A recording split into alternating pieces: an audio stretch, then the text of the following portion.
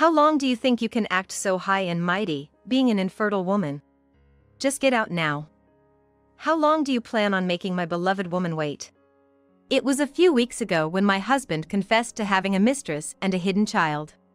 My mother-in-law, eager to live with her grandchild as soon as possible, urged me to divorce my husband and leave. Even though I agreed to divorce, I asked for some time because I needed to find a new place to live. Of course, it was a discussion based on the premise of divorce, so my husband reluctantly agreed. I explained that I thought a second wife would dislike traces of the previous wife, so I wanted to clean up before leaving and asked if I could spend a little time outside before coming back. Encouraged by my firm declaration that I would definitely leave by the end of the day, my husband and his mother agreed to my request and left the house. A few hours later, I also left the house, so I didn't have to face my husband or mother-in-law. When my husband returned and saw the state of the house, he panicked and called me non-stop.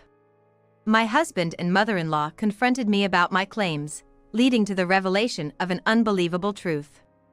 Before and after getting married, I've been in my 30s and loved my job. It's a very rewarding job, and my salary reflects the work I put in. The company I work for has many female bosses and managers, and they provide excellent support for returning to work after maternity leave, so half of the employees are women. When I turned 30, my husband came to work for our company as a temp worker. He was assigned to my team, and he's been working hard with me through good times and bad. He noticed my husband and began to consider marriage because he felt the same passion for his job as I did. Also, he had a positive attitude toward women's advancement in society.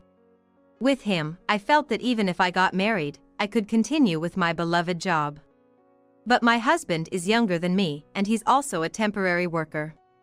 Temporary work means that if the contract is not renewed, you have to find a new assignment from scratch, and it's hard to call it stable income. Also, there's no guarantee if something goes wrong, and thinking about the future, there were too many risks to start a family. Naturally, there was strong opposition from those around us. Especially my parents, who held on to the old-fashioned belief that men should be responsible for supporting their families. While they reluctantly accepted that I could continue working, they insisted that men should bear the financial burden of supporting the household. I was forced to promise never to rely on my parents under any circumstances, and somehow managed to persuade my husband to marry me. And now, my husband, mother-in-law, and I live together as a family of 3. Before we got married, my husband and mother-in-law lived together in an apartment. My husband was very worried about leaving his mother alone. Also, since it wasn't public housing, it was difficult for an unemployed and elderly mother-in-law to secure a rental contract. When I met my husband, my father-in-law had already passed away. It seems that my mother-in-law was somehow managing to live on the inheritance left by my father-in-law. It appears that she was able to continue the contract by promising to continue living with my husband. Living in the apartment where the two of them resided was also an option, but it was very cramped and uncomfortable. If it were just my husband, he could have come to live in the condominium where I reside, as there would have been enough room. However, as a contract worker, my husband had limitations on the rental amount he could afford, and it would have been difficult to find a place where all 3 of us could live unless it was in my name. Even if we were to live separately from my mother-in-law, I would still have to handle her rental contract, and considering that, living together with the 3 of us seemed like the best option, so I agreed to live with my mother-in-law. When it came time to sign the contract for the condominium, I asked if it would be possible even with my husband being a contract worker, but I was told it would be easier if I, with a stable income, signed the contract. In my husband's case, they asked for various conditions, such as providing 2 guarantors other than relatives. I dislike doing things halfway.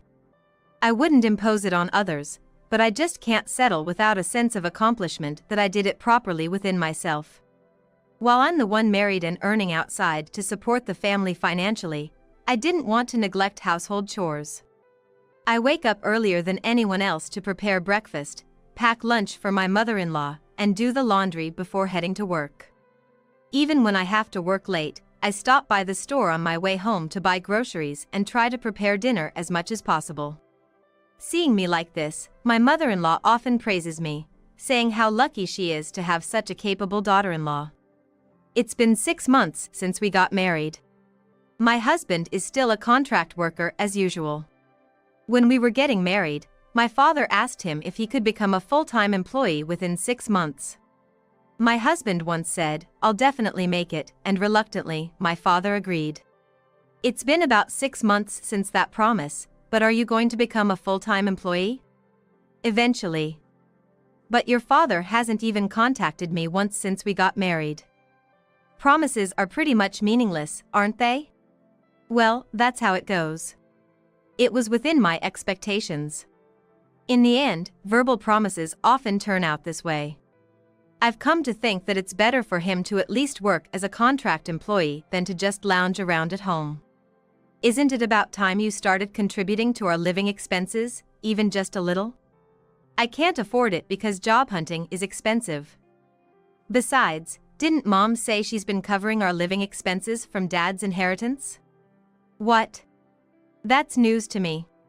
Neither my husband nor my mother-in-law has ever given me any living expenses. After investigating further, I learned that my husband hadn't been actively job hunting at all. Instead, he used all the money he received as pocket money to spend on whatever he liked. As for my mother-in-law covering our living expenses from my father-in-law's inheritance, it seemed she was using it for her own leisure activities, just like my husband. My guess is that when my husband noticed his father's inheritance dwindling, he confronted my mother-in-law, who probably said she was giving me the money as living expenses to hide her spending habits. Being kept in the dark and used as a pawn is frustrating, but I decided it was better to avoid confrontation and let things be if they were working out. This situation continued for a while, and before I knew it, several years had passed since we got married. During this time, I had been promoted and received salary increases, becoming more and more the breadwinner of the family. It became natural for me to shoulder all the living expenses. In my mid-30s, I began to think that if I wanted to have children, now was the time. Considering my career progression, taking some time off for maternity leave wouldn't be a problem at all. However, I couldn't discuss this with my husband as he was often coming home late, and we couldn't find the right time to talk about it. Of course, it's been so long since we had any intimacy that I can't even be bothered to count how long it's been. Amidst this, my mother-in-law started treating me more and more harshly. "When are you going to show me the face of my grandchild? Aren't you pregnant with that figure?" Recently, seeing my plump figure, my mother-in-law thought I was finally pregnant and was happy. But when she found out it was just weight gain, her attitude changed. "You just gained weight because of your good appetite? Don't play tricks on me. You got me all excited for nothing. You, with infertility, and that figure, you're just a fat, useless wife." I've always had a tendency to overeat when under stress. During the term exam and school days, while my friends were losing weight due to nerves, I was just getting plumper. Lately, with the strain in my relationship with my husband, my appetite has increased. A fat wife like you is disgraceful. If you're infertile, be infertile, and stop pretending with your misleading figure. Despite my income supporting our livelihood, my mother-in-law began to berate me as a useless wife. When my husband wasn't present during dinner, I was weighed before and after meals. If the scale didn't show maintenance or weight loss, I'd be forced to reduce my portions or, at worst, my homemade dinner prepared with my own money would be taken away. The stress continued to mount, and I found myself consuming more snacks between work, worsening my physical condition. Then, one day, my husband, who rarely came home early, suddenly announced divorce. "What do you mean by divorce?" "I have a child with someone I truly love, born last year. My husband had an affair and has a child he wants to acknowledge with his mistress." Even with such sudden news, I was unsure of how to respond. Then my mother-in-law emerged from her room. "So, you finally told your useless wife. I've been waiting forever. Hurry up and divorce her so we can welcome the grandchild." My mother-in-law demanded I divorce and leave the house. "What a clueless wife you are. Didn't you notice your husband's affair? When a man comes home late every night, it's because he's cheating. Did you know about it, mother-in-law? Of course. I've already met the grandchild. Such a sweet child. His mistress. Furthermore, my mother-in-law said this. My husband never made serious efforts to become a full-time employee for me, but he's diligently searched for a company that would hire him full-time to start a family with his mistress. It seems my husband will soon be employed as a full-time employee. My son never had an interest in older women.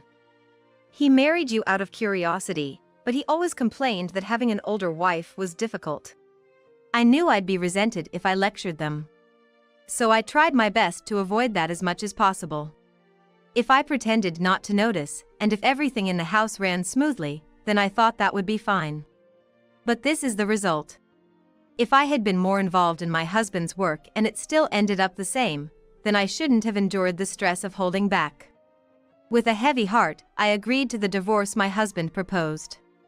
It seemed like a waste of time to stay with someone who wasn't invested. I agreed to the divorce. But, could you wait for a while? I want to prepare to leave and find a new place. Isn't that fine? If we kick you out right away, we might end up looking like the bad guys. Even though he's already committed adultery, I thought he was already the bad guy, but without delving into that, I expressed gratitude for my husband's lenient decision. Just like before, I continued to live in the apartment. However, there was a sudden turn of events on the Sunday of the third week since my husband told me about the divorce. He brought his mistress to our house. How long do you plan to linger here? With your ability to handle work so well, you should be able to find a place to stay in a day, right? Taking advantage of our silence, you're quite audacious. That's exactly right. You haven't fulfilled any of your duties as a wife, so hurry up and get out. Sooner or later, being pressured like this was within my expectations. I just needed one more day, so I requested it. Your wife will be coming to this house, won't she? I want to completely erase any traces I've left behind. You wouldn't like it either, right? I sought agreement from the mistress standing beside my husband. The mistress agreed naturally, saying that the place should be cleaned up just like when moved in. I nodded in agreement to the mistress's statement. How about spending a meaningful time at a hotel for just one day with the three of us? I'll cover the expenses. I immediately booked a hotel room from my phone. After informing them that the payment had been made, my husband and the mistress left without any objections. However, my mother-in-law emphasized, almost as a parting shot, make sure you're gone by the time we return. True to my promise with the three of them, I left the apartment that evening. I decided to stay at a different hotel from the one booked for the three of them. After having dinner at the hotel and returning to the room to relax, I turned on my phone, which had been turned off. Just then, the ringing tone started blaring. Since I hadn't removed my husband and mother-in-law from my contacts, it was obvious who the caller was. The calls were pouring in, alternating between my mother-in-law and my husband. With a sense of dread about what the calls might entail, I was hesitant to answer. I didn't want to hear my mother-in-law's annoying nagging voice or my husband's insolent tone. But if I ignored them, I had no idea what those three would do next. Reluctantly, I answered the phone, and my husband immediately bellowed, "What the hell have you done?"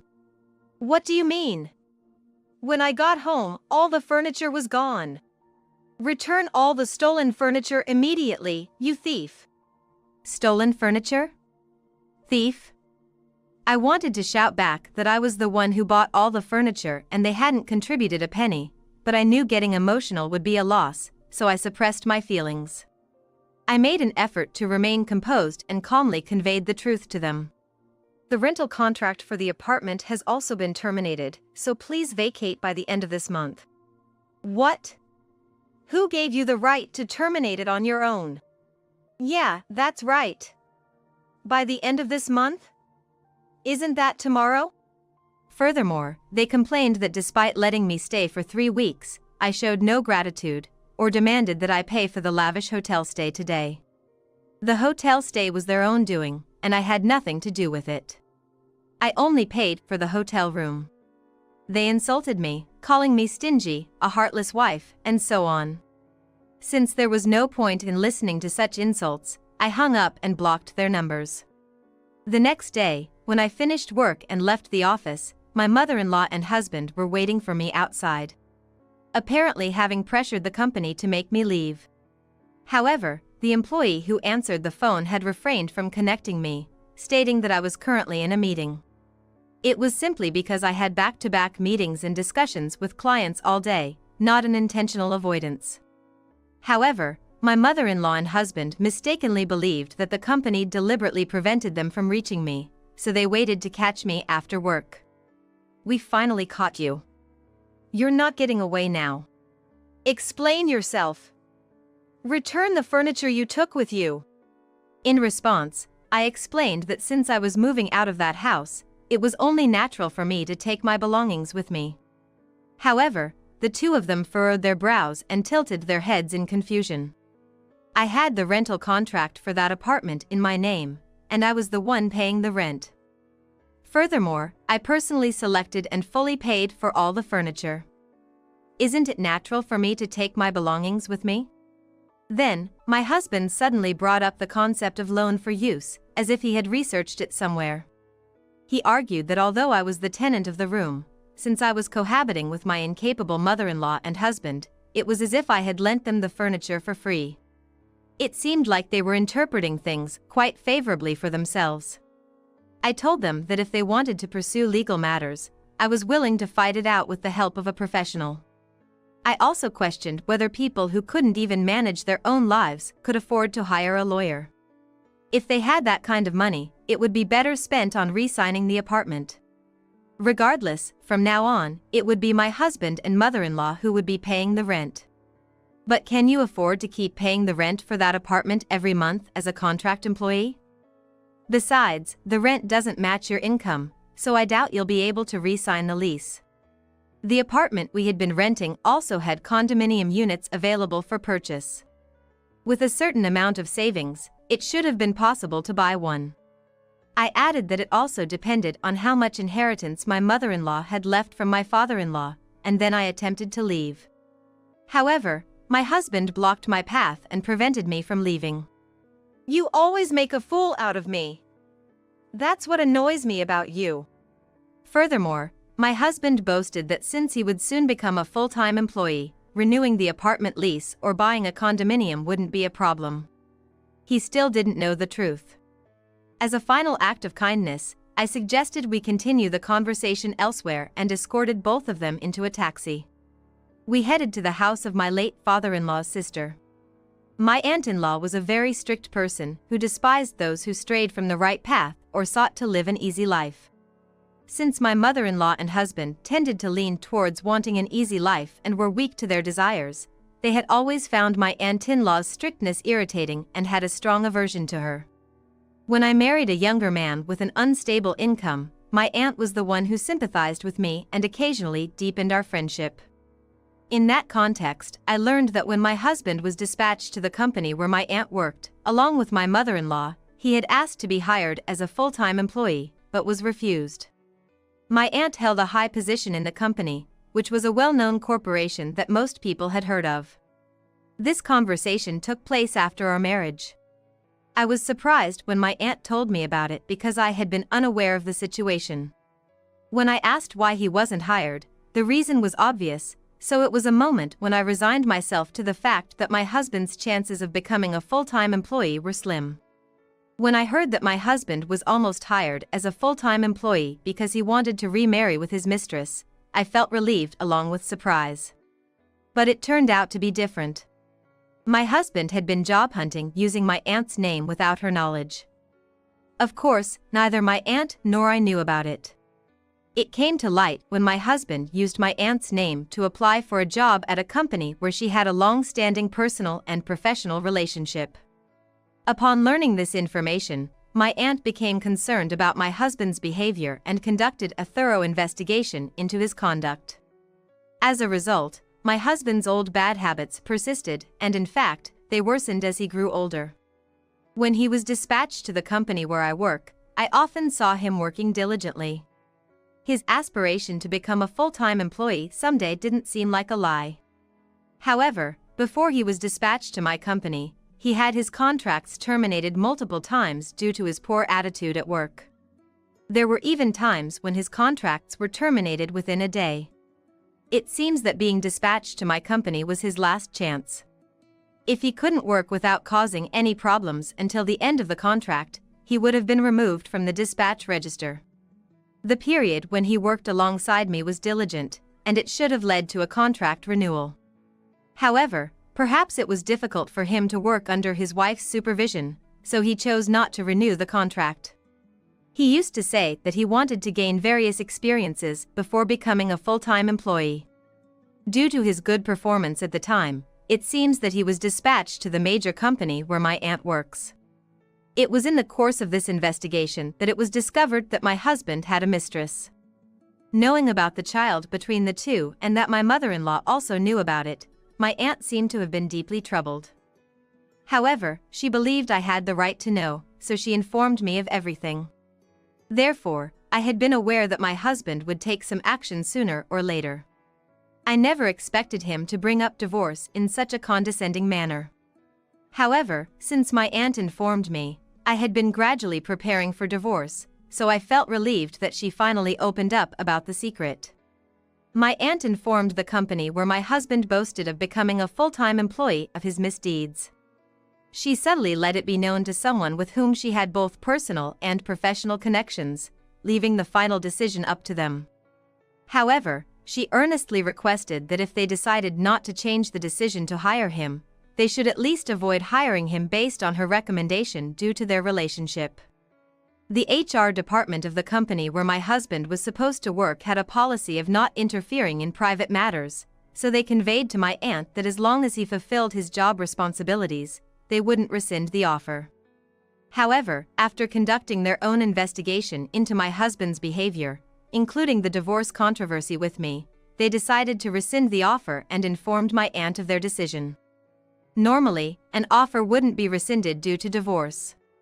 In my husband's case, it was the details of the divorce that led to the offer being rescinded. I wish I had been the one to suggest divorce after being cheated on, but instead, it was the one who cheated who proposed divorce, and to make matters worse, it all came out that I was the one paying for everything, including living expenses. My aunt told my husband that he should expect a cancellation notice any day now. If only you had hired me, none of this mess would have happened. My husband began to shout, blaming my aunt for everything. In response, my aunt told him that as long as he continued to blame others, getting a job was just a pipe dream. Unable to win against my aunt no matter what he said, my husband fell silent. Seizing the opportunity, I said to my husband, "I'll be seeking compensation from you for your infidelity." After informing them that we would discuss matters through lawyers from now on, my husband and mother-in-law were kicked out of my aunt's house. To avoid being seen as picking up knowledge from the internet, I decided to keep written records of all interactions with my husband and mother-in-law. Furthermore, it would be helpful to have someone knowledgeable in law assist me. I'm not sure if my husband can afford to hire a lawyer on his side. The next day, true to my aunt's word, it seemed that my husband received the cancellation notice. I heard that my husband was quite disappointed to find out it wasn't just an empty threat. In the end, my husband remained a dispatched worker and apparently remarried his mistress. The news of my husband's misconduct has spread, and he's having a hard time finding a new dispatch assignment. It's like they say, you reap what you sow, or maybe it's just desserts. Given that it's the result of my husband's naive thinking, there's no room for sympathy. With my husband's meager salary, he couldn't even rent a decent apartment, so it seems his mistress, earning more from her night job, had to step in.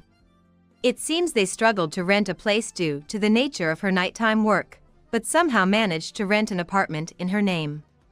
My husband talks about moving to a better-paying dispatch assignment and a bigger apartment, but it never seems to materialize, and his mistress's complaints don't stop, leaving him feeling ashamed.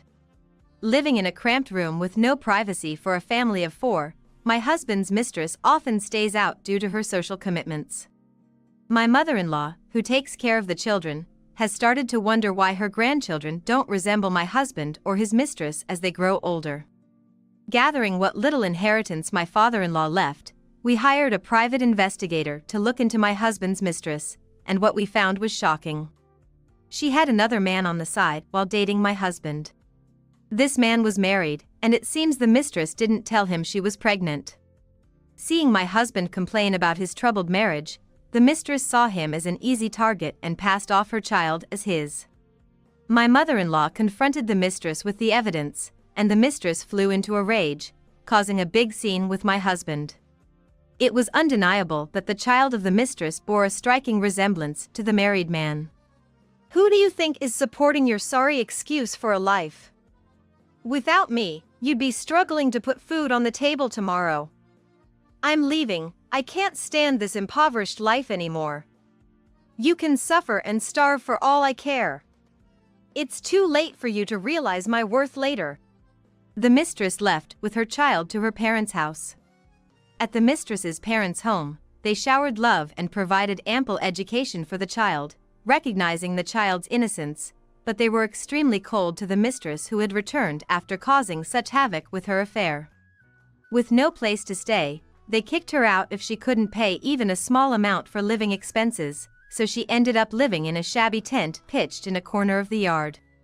The promiscuous mistress, banned from entertaining male clients, now struggles with low-paying odd jobs. Left behind, my husband and mother-in-law quickly fell into financial hardship. They couldn't afford rent, utilities were cut off for non-payment, and they were struggling to put food on the table. My mother-in-law had to start working as well.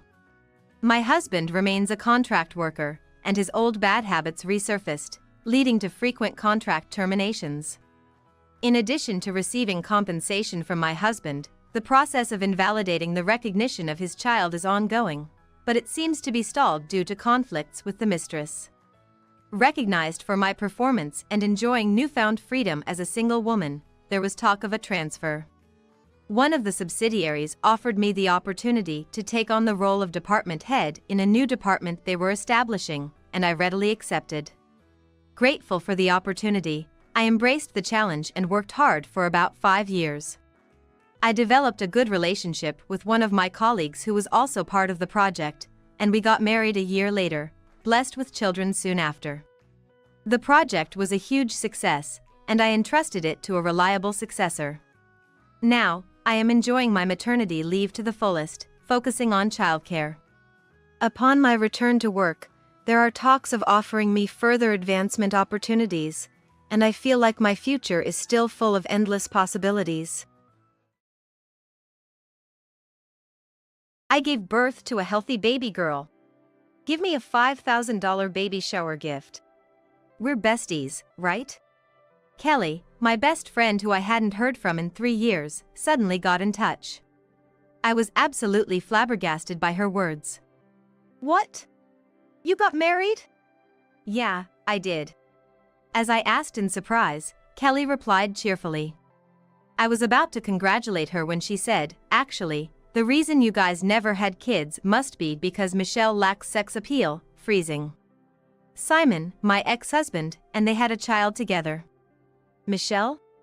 You're coming, right? Kelly's triumphant voice reached me as I fell silent on the phone. There were so many things I wanted to say, like when did this happen, or you never even bothered to contact me before, but I knew responding would play right into Kelly's hands. So, I took a deep breath and calmly responded. Sure. I'll come with my husband, the lawyer. And so, John and I headed to her house. Little did anyone imagine that Kelly reaching out would lead to such upheaval in her and Simon's lives.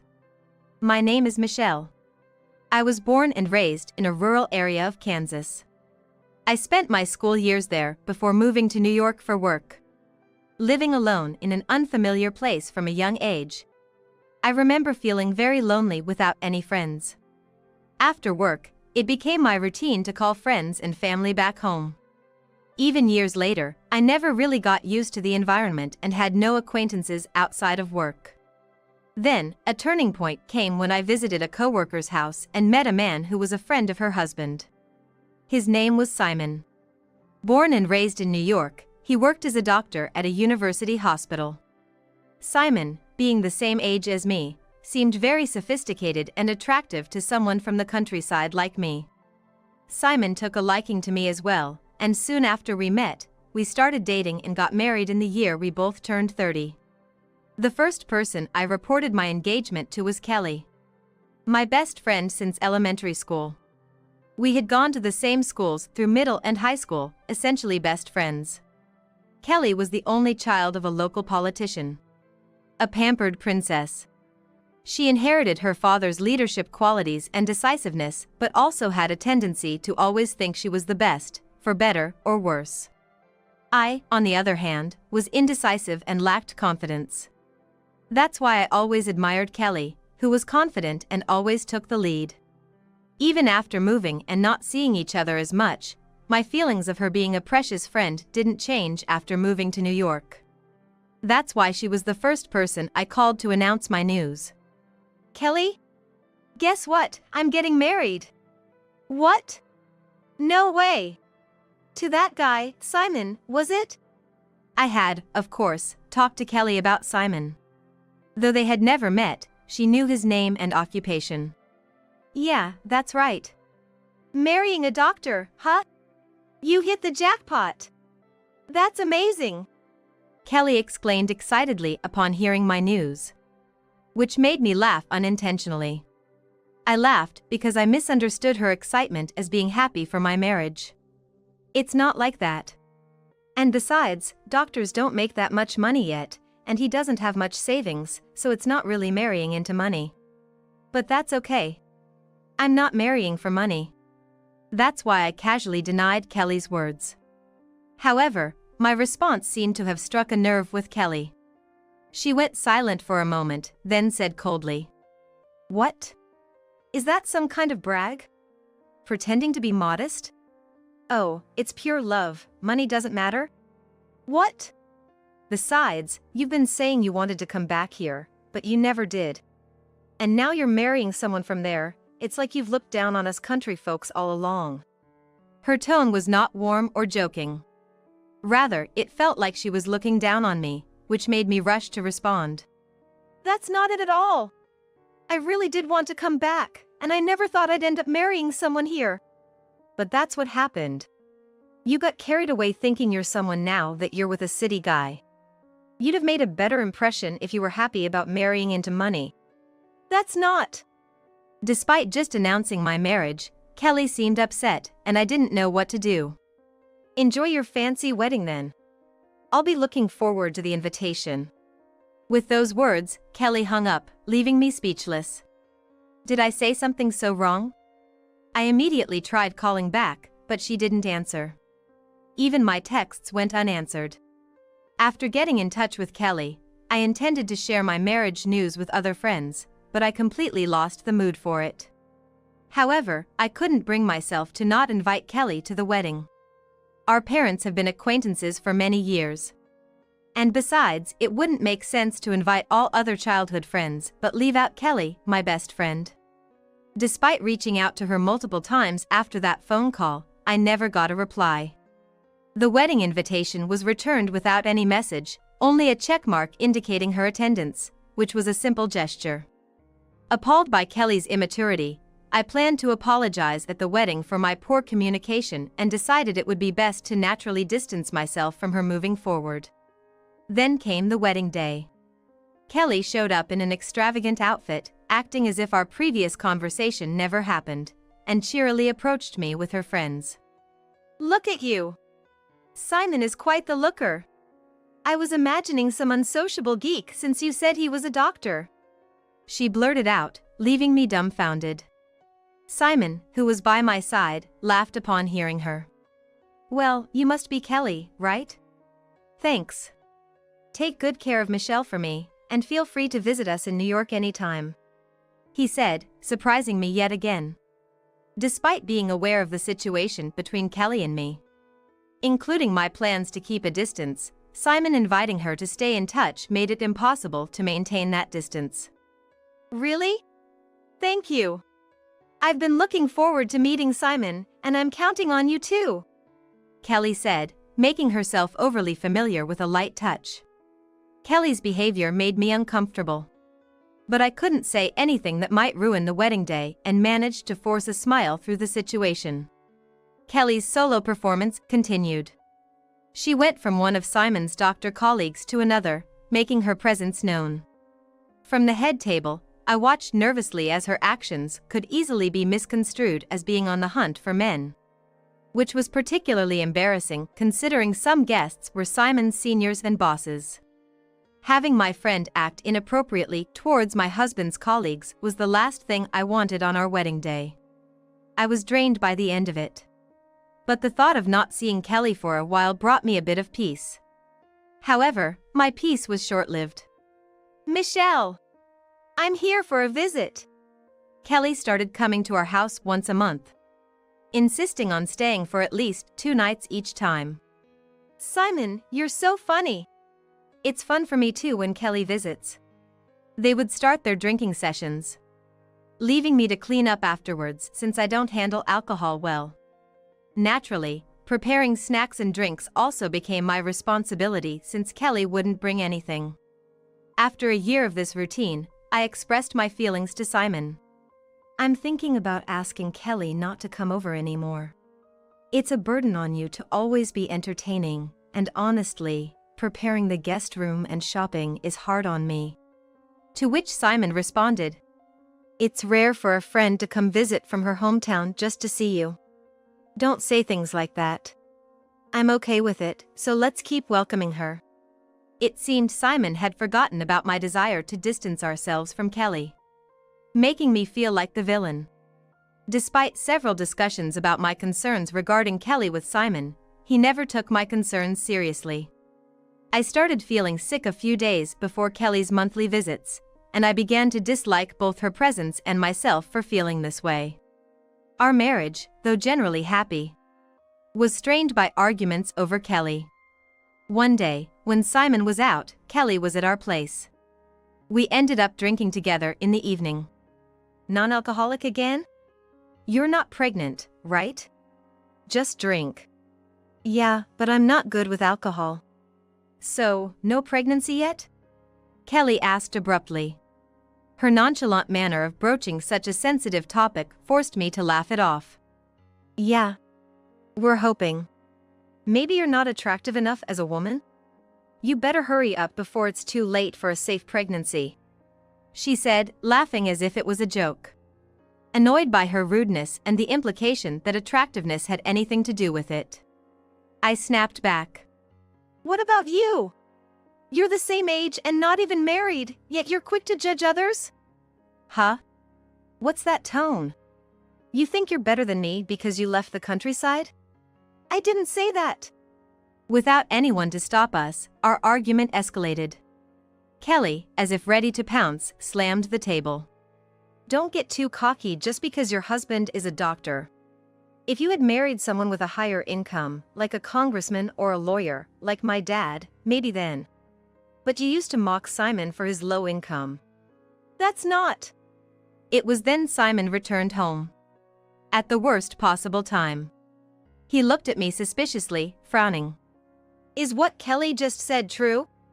You've been mocking me for my low income?" "Yes, that's right. She even said you couldn't save money."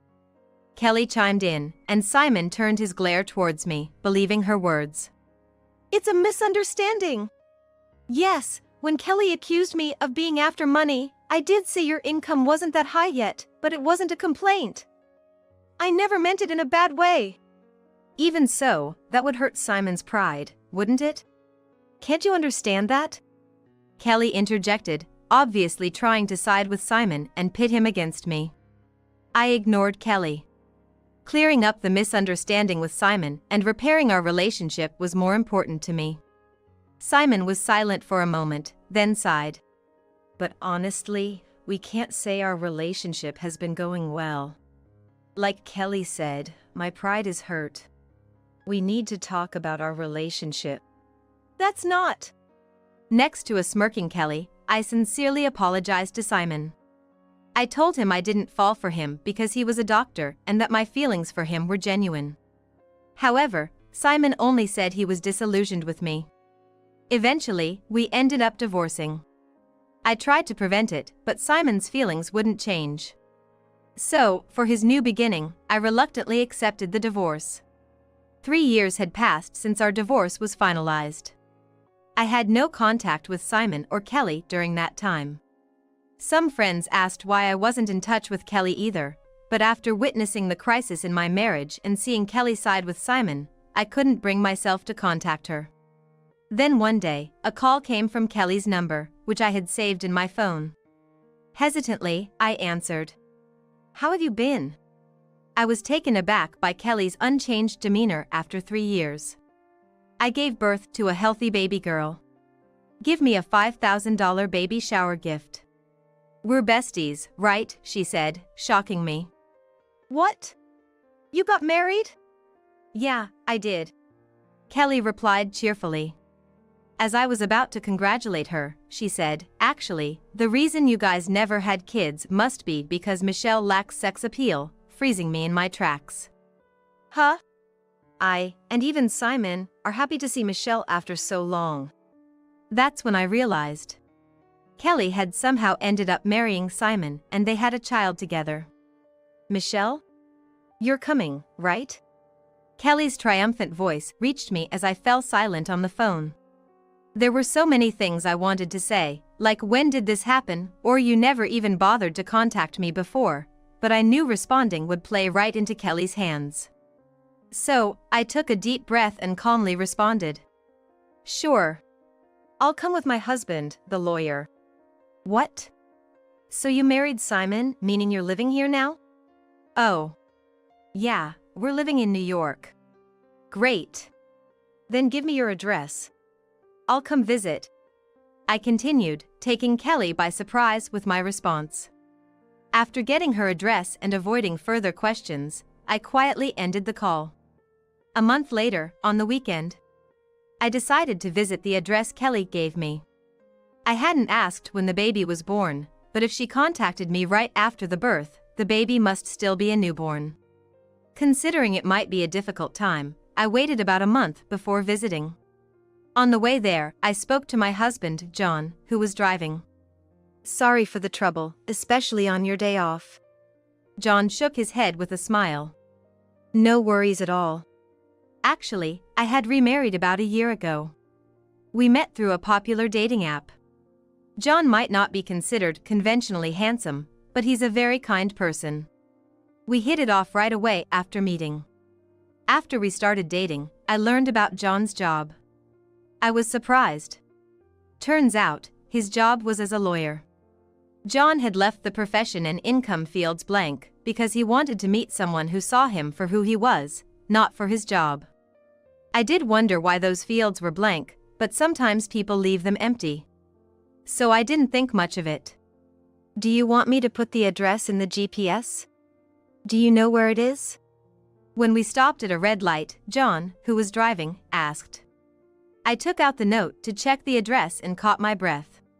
"We don't need the GPS. I'll guide you." "Oh. All right then." The car started moving slowly again. I looked at the address once more. Without a doubt, it was the address of the apartment where Simon and I used to live. No wonder I remembered it after hearing it just once. At that moment, I hadn't realized because my mind was full, but thinking about going back to that house made me a bit nervous. When we arrived at Kelly's house, John and I entered together. "Nice to meet you. I'm Kelly, Michelle's best friend." Kelly greeted John with a smile at the entrance. "Wait, you got remarried?" I'm honestly shocked. "Why didn't you tell me?" I was holding back thinking it'd be wrong for me to be the only one happy. Kelly laughed. Holding back? Did she feel a bit guilty for marrying Simon and having a bit of happiness? If that was the case, I wish she had just told me. I asked with a wry smile. "When did you get married, Kelly?" I had no idea you two were a thing. "About a year and a half ago? We ran into each other by chance," Kelly said without making eye contact. Entering my old home after a long time felt strange. It seemed Simon wasn't home. which I was honestly relieved about since I didn't want to meet him. Kelly was feeding the baby milk and asking John what he liked about me. I thought it was none of her business, but since John answered politely, I didn't join their conversation and instead glanced at a shelf. There were many photos of Kelly and Simon. Among them were photos I had taken when Kelly used to visit every month. There were also photos of them going out together and of a pregnant Kelly. Looking at them, I wondered how, if they had only reconnected a year and a half ago, there were no gaps in the photos. There were photos that looked like they were taken in spring, in summer with short sleeves, in fall, and in winter looking cold. And the hair color changes.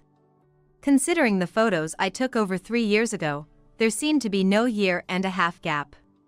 Could it be that they were dating even while I was married to Simon? Such doubts arose. And as if confirming those doubts, memories of their closeness and atmosphere came flooding back. Once I started thinking about it, I couldn't see it any other way. I slowly turned around. And I recognized the look Kelly gave John, filled with anger. Like an animal that had found its prey. Worried she might try to take John from me too, I confronted Kelly with a stern voice. Kelly, don't tell me you stole Simon from me? At my words, Kelly visibly shifted her gaze. Then, unexpectedly, she burst into laughter. You've been looking at those photos and came up with that story? Don't laugh, answer me.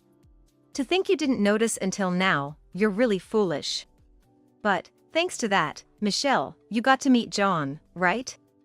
It turned out well, didn't it? Kelly admitted it casually. I was furious, but seeing the small baby in Kelly's arms, I couldn't bring myself to scold her and bit my lip instead. Besides, in the end, you preferred a lawyer over a doctor, right? That's why you divorced Simon so easily. Her words made me incredibly frustrated. I never chose Simon or John based on their professions. Meeting John was indeed a happy turn, but that's a different story. After divorcing Simon, I went through a really tough time, couldn't eat, and blamed myself for what went wrong. And to think, it was because Kelly was involved with him all along, they were mocking me together. I held back tears as Kelly laughed triumphantly. John, this girl, she loves chasing after rich men. You're young, you should find someone else. No, that's not true. I looked at John pleadingly. Then John murmured with a thoughtful expression. I see. I think I understand the situation now. I was shocked by his words. Thinking John was disgusted with me. In contrast, Kelly's lips curled up in a smirk, reminiscent of the day she sided with Simon against me. But John stated clearly. So, Kelly, you've been involved with Michelle's ex-husband since they were still married? That's right. It's really dumb she didn't notice. Kelly laughed, and I snapped back. No way! Don't be stupid. This was why Kelly had contacted me. 3 years had passed. They thought what they had done to me had essentially been erased. John laughed. Kelly, you seem well informed. Of course I am. It's Michelle who's the fool here. She could file a civil lawsuit for the psychological damage. Please reflect on how you've hurt my wife. Michelle, let's go. Kelly turned pale at John's words. Beside a flustered Kelly, John gave me a reassuring smile. Relieved that John hadn't fallen for Kelly's manipulation and remained on my side until the end, I wiped away my tears. The kind and gentle John had been desperately thinking of how to heal my wounds and went through with the process of lawsuit. At the same time, my phone was incessantly ringing. Calls from Kelly and an unknown number. When I answered once, hearing Simon's voice, I immediately hung up. Thanks to that, we also got Simon's number, making the paperwork smooth. On another day, we visited their house again. These are the documents related to the process. We've brought them for your review. It was a Sunday, so Simon was home too. As soon as we arrived, both of them apologized. Michelle, I'm really sorry. Please withdraw the lawsuit. Kelly suddenly became docile, apologizing. I kept quiet for your sake. I thought, it's something we could take to our graves. Yeah, that's right. I only told you because you seemed happy. Simon, too, as if they had done nothing wrong, continued with their uninteresting excuses. So, you admit you're at fault? Of course. Then, pay the alimony. But they fell silent at those words.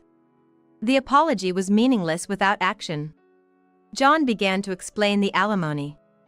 Anyway, we'll be claiming $50,000 from Simon to Michelle, and $50,000 from Kelly to Michelle, making it a total of $100,000. $100,000? There's no way we can pay that. The amount John mentioned sent them into a frenzy. Without changing his expression, John calmly explained the reasoning behind the amount. Still, they kept complaining, "That's too high. We have a child. If you had any decency, you wouldn't demand such an amount from a family that has to raise a child. If they had any decency, they wouldn't have interfered with a friend's marriage or pursued a friend's husband." Despite their self-righteous ranting, John, for the first time, raised his voice to silence them. That's how serious your actions were. All this talk of taking it to the grave, how foolish. You were just overcome by lust. Don't make excuses. With that, the two were effectively silenced. Next to him, I felt profoundly grateful to John. "All right," Simon murmured quietly. Wait, Simon. Are you serious? Where are we supposed to get that kind of money? "I'll figure out my part. You can borrow from your parents." What? There's no way I can do that. As they started to argue among themselves, it was clear that Simon had the income as a doctor. Kelly, on the other hand, had no income. Though she might have worked while living in her hometown, the cost of her frequent flights to visit us must have been substantial, and it was unclear when she had quit her job or if she was the type to save money. Especially since her father is a congressman. Even if they have the money, he's not the type to pay off his daughter's infidelity alimony. We'll be leaving now. Please contact us when you're ready. John prompted, and I also left the house. After closing the door, Simon's angry shouts of "Why did you tell Michelle?" could be heard. There was no sign of remorse. Hearing that, John and I laughed as we left. We walked to a nearby coin parking lot to get into our car when we heard, "Wait, please!" Simon's voice stopped us. "Get in the car first." I nodded and got into the car. The window was slightly open, allowing me to hear their conversation. I wanted to close it since I didn't want to hear anything, but sitting in the passenger seat, I couldn't start the engine, so I just sat quietly. "Listen, you know my situation, right? Please, do something," Simon pleaded, making me look up. "That's a different issue." Suggesting they knew each other, which I found odd. But it felt like I shouldn't be listening to such a private conversation. However, I couldn't help overhearing it. "How much do I have left? Tell me." "In a place like this. What if someone hears us?" "Just tell me. My life is on the line here." Simon pressed John urgently. John whispered something back. "So, $40,000 to Amy and $22,000 left in installments to Mina. And now $60,000 to Michelle on top of that. There's no way I can pay." I was stunned by Simon's words. "And to think you were Michelle's ex-husband. It's only a matter of time before Kelly finds out and demands alimony." "Please, don't tell Kelly." "Of course, I have a duty of confidentiality. But can you keep hiding it forever?" Listening to John, Simon was distressed. Witnessing this, I couldn't help but laugh. It seemed Simon had been committing adultery repeatedly. Though they say fools and their money are soon parted, the way Simon has been throwing around his money has to be the height of folly. What a mess. You should learn from them. I know. Then, take care not to let Kelly find out. If you don't value her, you'll lose both your family and your money." John left those words behind and headed towards the car. "Wait." Simon called, but John didn't stop. Simon, who made eye contact with me as I got into the car, froze as if petrified. probably thinking his pride couldn't stand showing me such a pathetic sight. But it was already pitiful enough. The alimony to Michelle cannot be reduced by even a penny. Please take care. With those words, Simon finally slumped against a concrete wall, seemingly contemplating his next move. Hopefully, he'll use the brain he wasted on hiding his infidelity to somehow alleviate the damage he's caused to the victims. Sorry to keep you waiting. John got back into the car with a smile. I just greeted him with a smile in return. Thanks to John, I was able to receive the alimony from Simon and Kelly. Kelly had asked Simon to cover her portion of the alimony, but Simon had no means to do so. Eventually, she had to turn to her parents. Kelly's parents, of course, knew Simon was my ex-husband, but probably never imagined he was the cause of our divorce. They were furious when they found out the whole truth, especially since Kelly had lied about reuniting with Simon only a year and a half ago. Kelly's mom cried, saying it was her fault for spoiling her too much. Her dad said he wouldn't let her cross their doorstep again. It's clear that even with decent parents, a child might not turn out well. And they also found out about Simon's ongoing alimony hell. Though it's odd to condemn someone else's affair when you've had one yourself, I hope Kelly can understand a bit of how I felt. Simon chose to rebuild his marriage with Kelly, despite his infidelity and their child. With Kelly's pride and Simon's unchanging habits. I just hope their child grows up well, thinking of it as someone else's concern. After settling down, John and I went on a trip to a southern island with a view of the sea.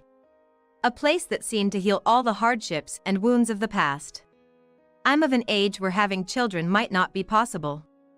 And while I regret missing my chance, meeting John has been a great happiness. I thanked John again. If I hadn't met you, I'm sure I'd still be alone, at the bottom of a pit of despair. Meeting John has brought me true happiness. Thank you for coming into my life. I wanted to be with you, Michelle, because you saw me for who I am, not what I am. Thank you for meeting me. Let's continue to look forward to our future together. John said this to me. I thought about how I want to cherish our current happiness and see as many different scenes with him as possible in the future. My name is Sally. I've been married for 18 years, blessed with 2 children, and have spent all my time indoors as a stay-at-home mom. I cook for my husband and spend my days as a mother for my kids. And I do the housework and take care of my in-laws for them. That was my life. Who would have thought, after all I've done for my husband and family, that such a betrayal was happening? I'm gonna marry my mistress. My husband, Simon, is a salaried worker, currently 47 years old. Our daughter is in her 2nd year of high school, and our son is in his 1st year of high school. Despite all the hardships I've endured for my husband, to hear him declare he has a mistress. What did you just say? I said I'm gonna marry her. Why? Such an unbelievable statement led to a silly question. So, I'm divorcing you. I'm gonna enjoy a newlywed life with her. So, take care of my parents and the cleaning, will you? I met Simon through a friend's introduction. He seemed so kind and family-oriented, the ideal man for me. I thought I could build a happy family if I married him. After the wedding, we enjoyed a modest honeymoon nearby. When we returned, our married life began in the apartment where my husband had lived. But, a week later, he made what seemed like a planned move. Let's live with my parents. Caught off guard, I couldn't muster a smile. I didn't hear about this. You would have objected if I told you, right? But, I'm an only child, so living with my parents is a must. Then why have you been living alone all this time? Living alone? Why would you think that? Because this apartment you were living here by yourself, weren't you? Yeah. This room was rented to deceive you. Deceive? Yeah, if I didn't do it this way, you'd know I live with my parents. Then you'd ask if we're going to live with them. Indeed, that makes sense. No woman would want to live with her in-laws right after getting married. So, I pretended to be living alone. I hardly ever stayed here, though. But I did all this because I really wanted to marry you. Simon smiled brightly and hugged me. It would be a lie to say I wasn't anxious at that moment. But thinking of the happiness ahead, I thought it was something I should endure. So, you really love me that much, huh? Yeah, of course. I convinced myself that everything would be fine and agreed to live with his parents. However, shortly after moving in, the talk turned to children. You should get pregnant within a year. And it better be a boy. We don't want a girl. What? I couldn't say it was impossible, being a new wife. Yet, I managed to get pregnant soon, thinking it would at least bring some peace. But when we found out it was a girl, I wondered how to explain it to my in-laws, but the due date came without them asking. Surely, once they saw the baby, they would find her adorable, even if she was a girl. That's what I thought. However, when the baby was born, my in-laws said, "We told you to have a boy. Girls are just a waste since they'll just be married off. Such a child is of no use to us," and refused to even hold her. Simon agreed, calling me incompetent for having a girl. Next time, have a boy. If it's not a boy, we're getting a divorce. As if making children, specifically boys, was solely a woman's job. If only it were that easy, but God hasn't made humans that capable. Still, I got pregnant again shortly after. Hoping this time it would be a boy, and it was a boy. Now I can finally feel at ease. I'll be accepted as part of the family. The kids will surely be doted on. But, coinciding with this time, my sister-in-law also gave birth. Then, my in-laws said, no matter how much we say they're our grandchildren, we naturally love our daughter's child more. After all, they're just the kids your wife bore. They didn't show any affection. Feeling this was too harsh, I sought my husband's help, but the response I got from him was unbelievable. You're the wife, so it can't be helped. Isn't that what being a wife is all about? Things got worse from there. Even on our children's birthdays, there was no celebration. I would buy a small cake and celebrate just the three of us. Yet, when my sister-in-law's child came over, my in-laws celebrated with them, complete with a large cake and a chocolate plate with their name on it. I can't count how many times my kids have cried in frustration over this. I was the only one who went to their kindergarten and elementary school sports days. Yet, my husband and in-laws would go together to my sister-in-law's child's sports days. I made the lunch, and if it wasn't good enough, I'd get scolded later. It was as if they were accusing me of being mean. But it's not like I didn't feel any resentment. How could I not be angry at a husband who wouldn't rejoice in his own children's growth, but would rush to support my sister-in-law's child? My children turned out to be quite exceptional, seemingly not taking after my husband. While my sister-in-law's children went to tutoring but still failed to get into a high school, mine got in without any such assistance. That became my quiet pride. One day, during this ongoing situation, my father-in-law fell ill. After that, he became bedridden, and caregiving became my job. It was one hardship after another. No matter how tough it was, I couldn't complain and just kept enduring because, after all, we were family. Because he was my husband's father. And yet, without caring about my efforts, my husband was having an affair. So, you're saying you were cheating? It's not cheating. I'm serious about her. My husband said this without any sign of guilt. Just then, I heard my father-in-law's bell ring. See, Dad's calling. Go take care of him. I stood up shakily and went to his room, as usual, to change his diaper. My mother-in-law watched from the doorway. I appreciate it. Please take care of it. I can't stand the smell in that room anymore. Despite him being her husband, my mother-in-law acted as if caregiving was beneath her. No matter how much I did, my father-in-law never said thank you. What do these people think I am? Though I had thought of myself as merely a housekeeper, I still held on to the belief that having a husband meant something, despite deceiving myself. But even he betrayed me. Since the moment we got married, I was seen as nothing more than a housekeeper.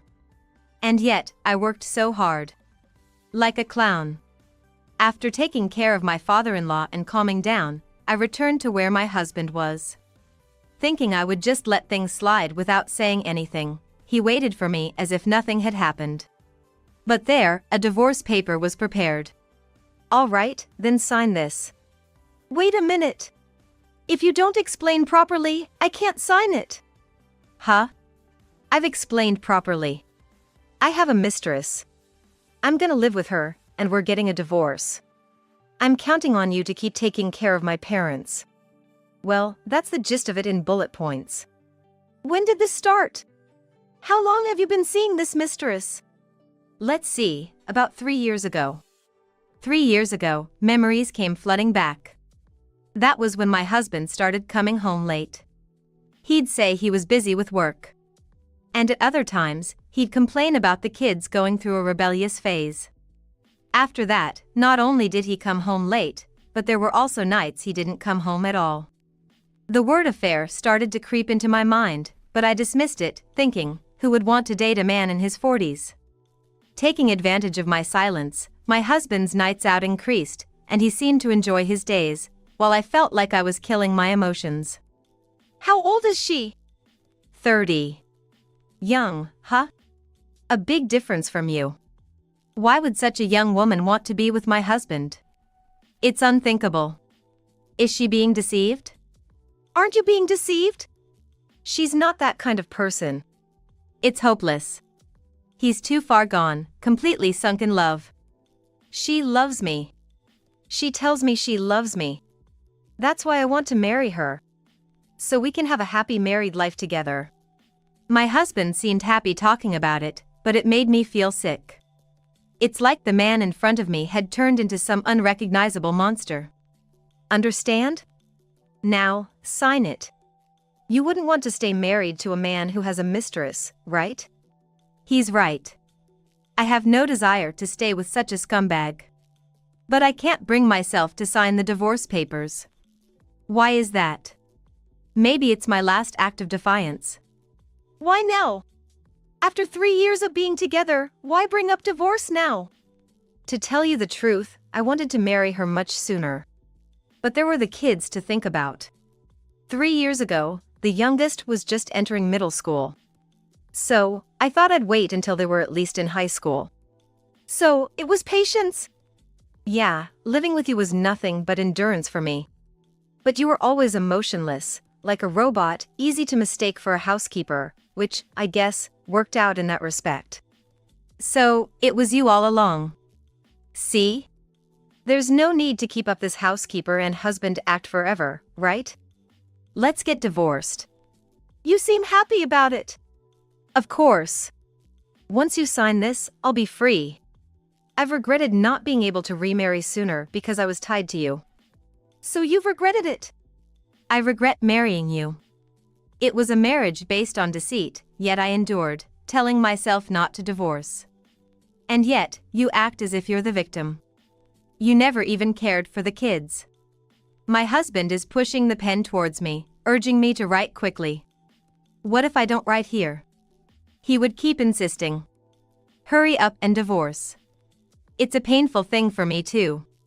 But I'll be free from this. Fine, I'll divorce. But I'll be taking a fair amount for child support. Fine by me. If you'll divorce me, I don't care at all. I'll be leaving then. Huh? What are you talking about? I should be the one leaving. No, it's my line. I came into this family, so I should be the one to leave, right? If you leave, where will you live? Even if you go back to your family, your siblings are married, and it's not their place anymore. It'll just be awkward for you. It's better to stay here. What is he talking about? Why is he insisting I stay in this house? No, I'll leave. We're divorcing, so I'll be a stranger to your family. You're only thinking of yourself, but what about the kids? They've lived in this large house since birth, and now you want them to live in a cramped apartment? That's too cruel, isn't it? If it's too cruel, why bring up divorce after an affair? Isn't my husband the one not thinking of the kids? That's why I'm saying I'll leave. You wouldn't want to stay with an ex-husband, would you? I'm considering your feelings here. No, I agree I don't want to stay with an ex-husband, but it's odd to stay with your parents after we're divorced, right? If you leave, the kids will follow, right? That would be too sad for my mother. She'd be separated from her grandchildren. That's too cruel. If I leave, it's just my problem. So, I'm giving you the house. Huh? The house belongs to your parents, right? You can't just give it to me, can you? It's fine. I'll talk to Dad and Mom about it because they're getting old. And what about your parents? Of course, they'll live here. That's a given, right? What about the caregiving? That's on you. That's why I said you'll take care of the caregiving and cleaning. Oh, and could you cook too? Mom's getting old, and it'd be too much for her to handle Dad's care diet. No, thank you. I'll be leaving. No way. I won't allow you to leave. Why do I need your permission to do anything after we divorce? I should be free to do as I please. It doesn't work like that. If you leave, who will take care of Dad? Let your new wife do it. She's young, 30 years old, so caregiving should be no big deal for her. That's too cruel. Oh, so it's cruel for her to do it, but not for me? Of course. We didn't need caregiving when we first got married. We had our share of good times, didn't we? Did we ever have such a time? I don't remember any sweet times. All I remember is a tough start, being told to bear a son. And then being looked down upon for giving birth to a daughter. How hard that was. Sweet newlywed times, huh? There was nothing like that. You just forgot. I want to give her those times. Why not live with your parents? I was practically tricked into moving here right away, so it's the same thing, right? Plus, you could help with the caregiving. I can't do that. Why not? Because I want to enjoy my newlywed life with her. There it is, the truth. So, you want to keep me here as a caregiver? Huh? While you enjoy your happy times, I hope I'll take care of your parents until they're gone. No, that's not. I won't be fooled anymore. Maybe the younger me would have fallen for your sweet talk, not wanting to ruin what we had. But now, I have nothing left but the experiences you've given me. Did you really think I'd believe anything you say? No way. But moving will cost money. You, a stay-at-home mom, don't have that kind of money. It's impossible. Renting an apartment costs tens of thousands of dollars. I know. But I'll figure something out. No, the world isn't that kind. Think about the future. You can't afford to spend money on housing. I'm saying this out of kindness. Don't make the kids suffer. The one who's made them suffer is speaking, huh? Then, what about living expenses if we stay here? Living isn't just about having a house, right? If we stay, who will cover the living expenses? What about your parents' food and medical expenses? Will you pay for those? No, they have their pensions. It should be fine. Silly, a pension is a drop in the bucket. If that were enough, the elderly wouldn't be working past retirement age. Well, that might be true, but if you stay, the kids will stay too.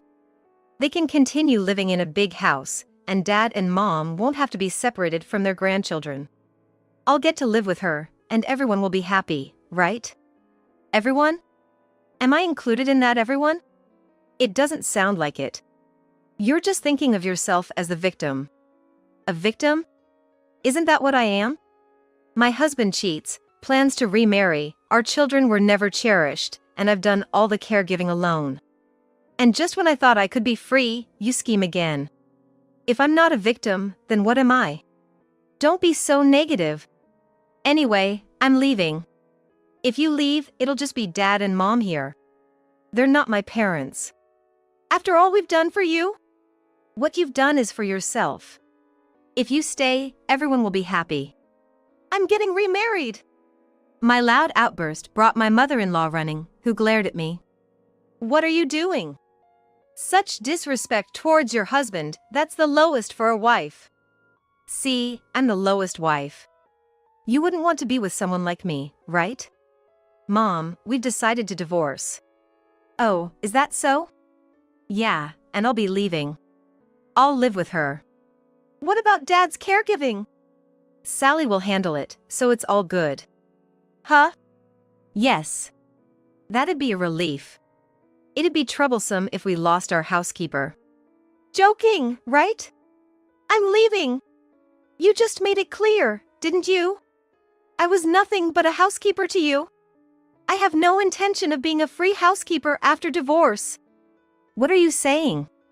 How dare you, as a wife? That's why I'm divorcing. Once we divorce, we're not husband and wife, we're strangers. Since Simon is getting a new wife, please do as you please after that. I won't allow it. Such a mother-like-son situation.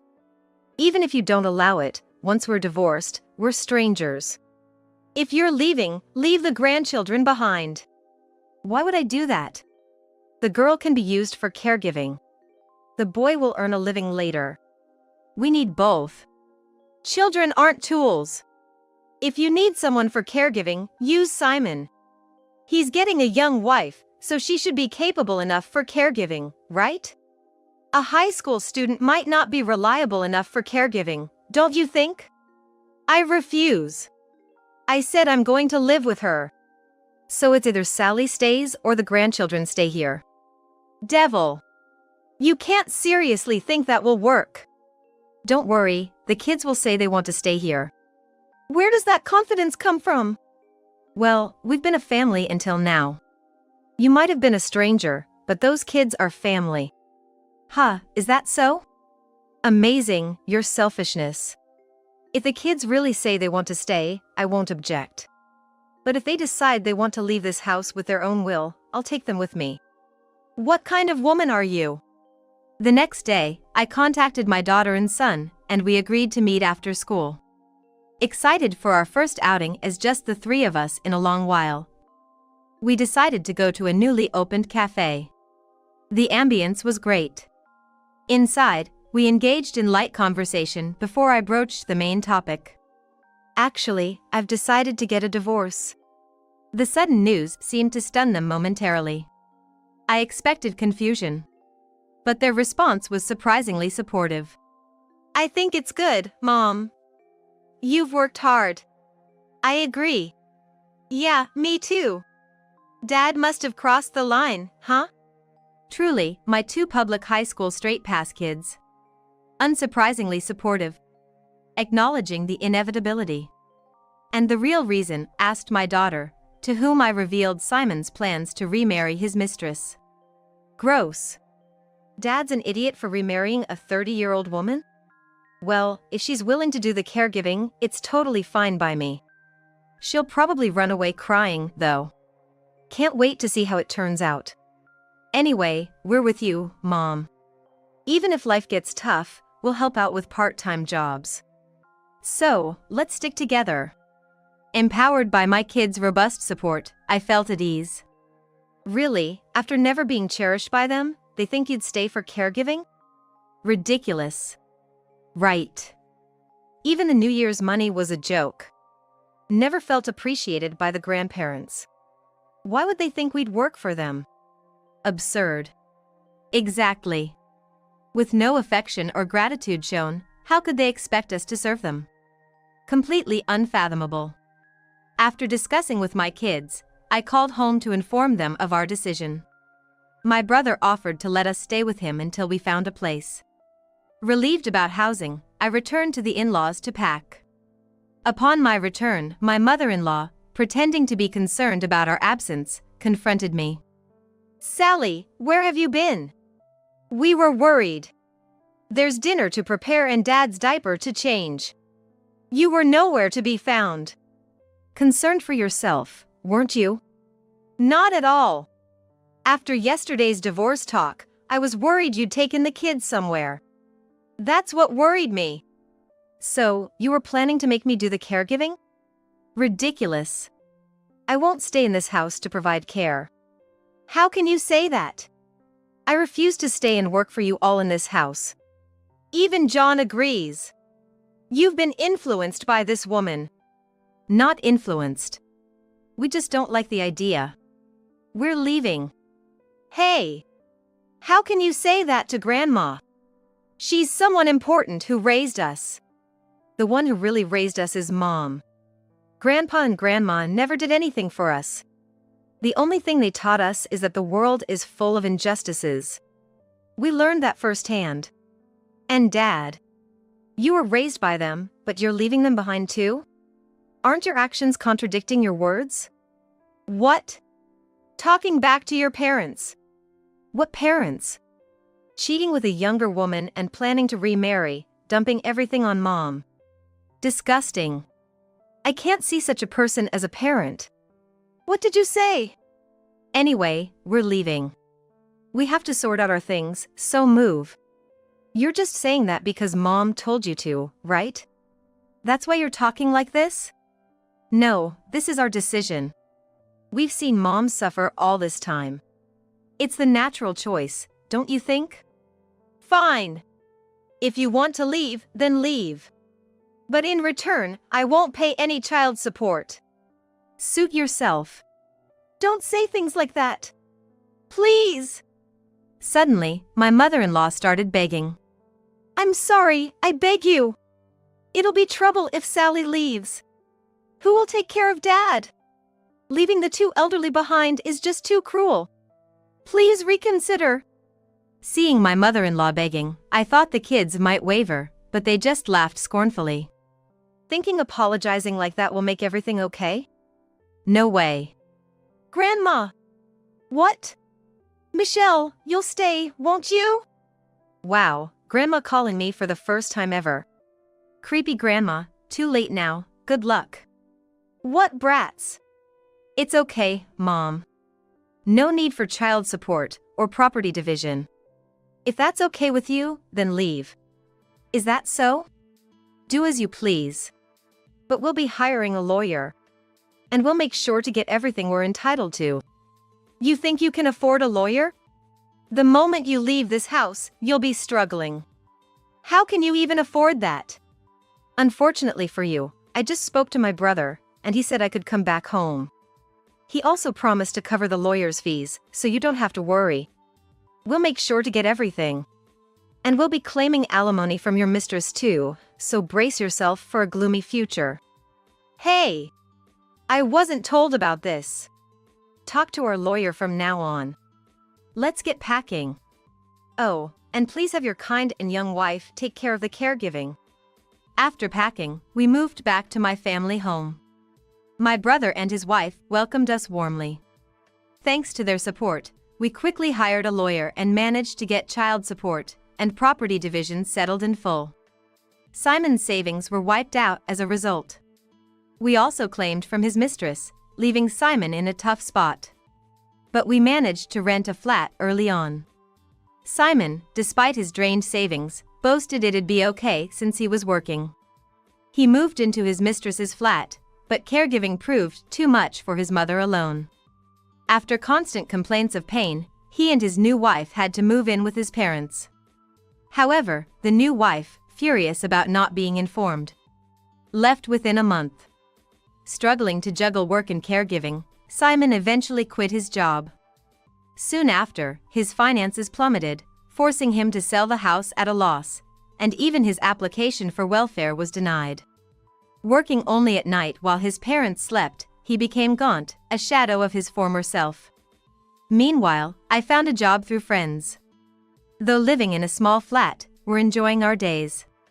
This year, we plan to buy a whole cake and celebrate our children's birthdays as a family of 3. Stay out of the way, old hag. Just spend Christmas there. It seems I was kicked out of the house by my son's wife, who I had invited in because she wanted to spend the end of year together. I need to tell my son about her true nature somehow. I'll expose her for who she really is, no matter what it takes. I refuse to be family with someone like her. My name is Michelle. I'm 72 years old and live with my son. He's approaching 40 but is still single. My husband passed away 3 years ago. My son used to live alone, but he moved back home when it became more convenient due to a job change. Our house is a single-story home. It looks almost new but was actually renovated not too long ago. It used to be a shabby old place, but after years of wear and tear, my late husband decided to remodel it. Thanks to the renovation, it's now comfortable and beautiful. Just hearing this, you'd think my husband decided to remodel the house out of consideration for the family's comfort. But in reality, it wasn't like that at all. Instead, he had been a source of trouble for many years. He was a typical stubborn old man, free-spirited outside the house. At home, he acted like he was the center of everything, and would scold me terribly if I ever deviated from his expectations. "Who do you think feeds you?" was his constant refrain. But outside, he wasted money on gambling and other vices, leaving barely anything for the household. We barely scraped by. Yet, he still acted superior in front of me and my son. There were broken promises of family outings because of his gambling, and he often missed school events. I could have divorced him and raised my son alone, but I didn't want to give up. My son seemed to feel the same, never showing tears in front of his father. When my husband died, he left behind a small inheritance, this renovated house, and our precious son. Having my son, I don't feel lonely. He's always been kind, the opposite of his father. In the best light, he's kind and always thinks of others, unable to ignore those in trouble. But on the downside, he's self-sacrificing and struggles to express his own opinions. He tends to be easily swayed by stronger personalities. "I'll never be like my father," he'd say, but he's often put himself at a disadvantage to help others in need, ending up in thankless roles. Once, he'd lend notes to schoolmates but wouldn't get them back, which affected his own grades. Another time, he joined a sports club he wasn't interested in just because a friend asked him. "I had to join because my friend said he wouldn't know anyone else there if I didn't." Like this, even in situations where my son ended up in such a role, his kindness was always at the forefront. I'm happy that he's grown into a kind man, but his excessive kindness worries me. I always fear that one day, it might get him into serious trouble.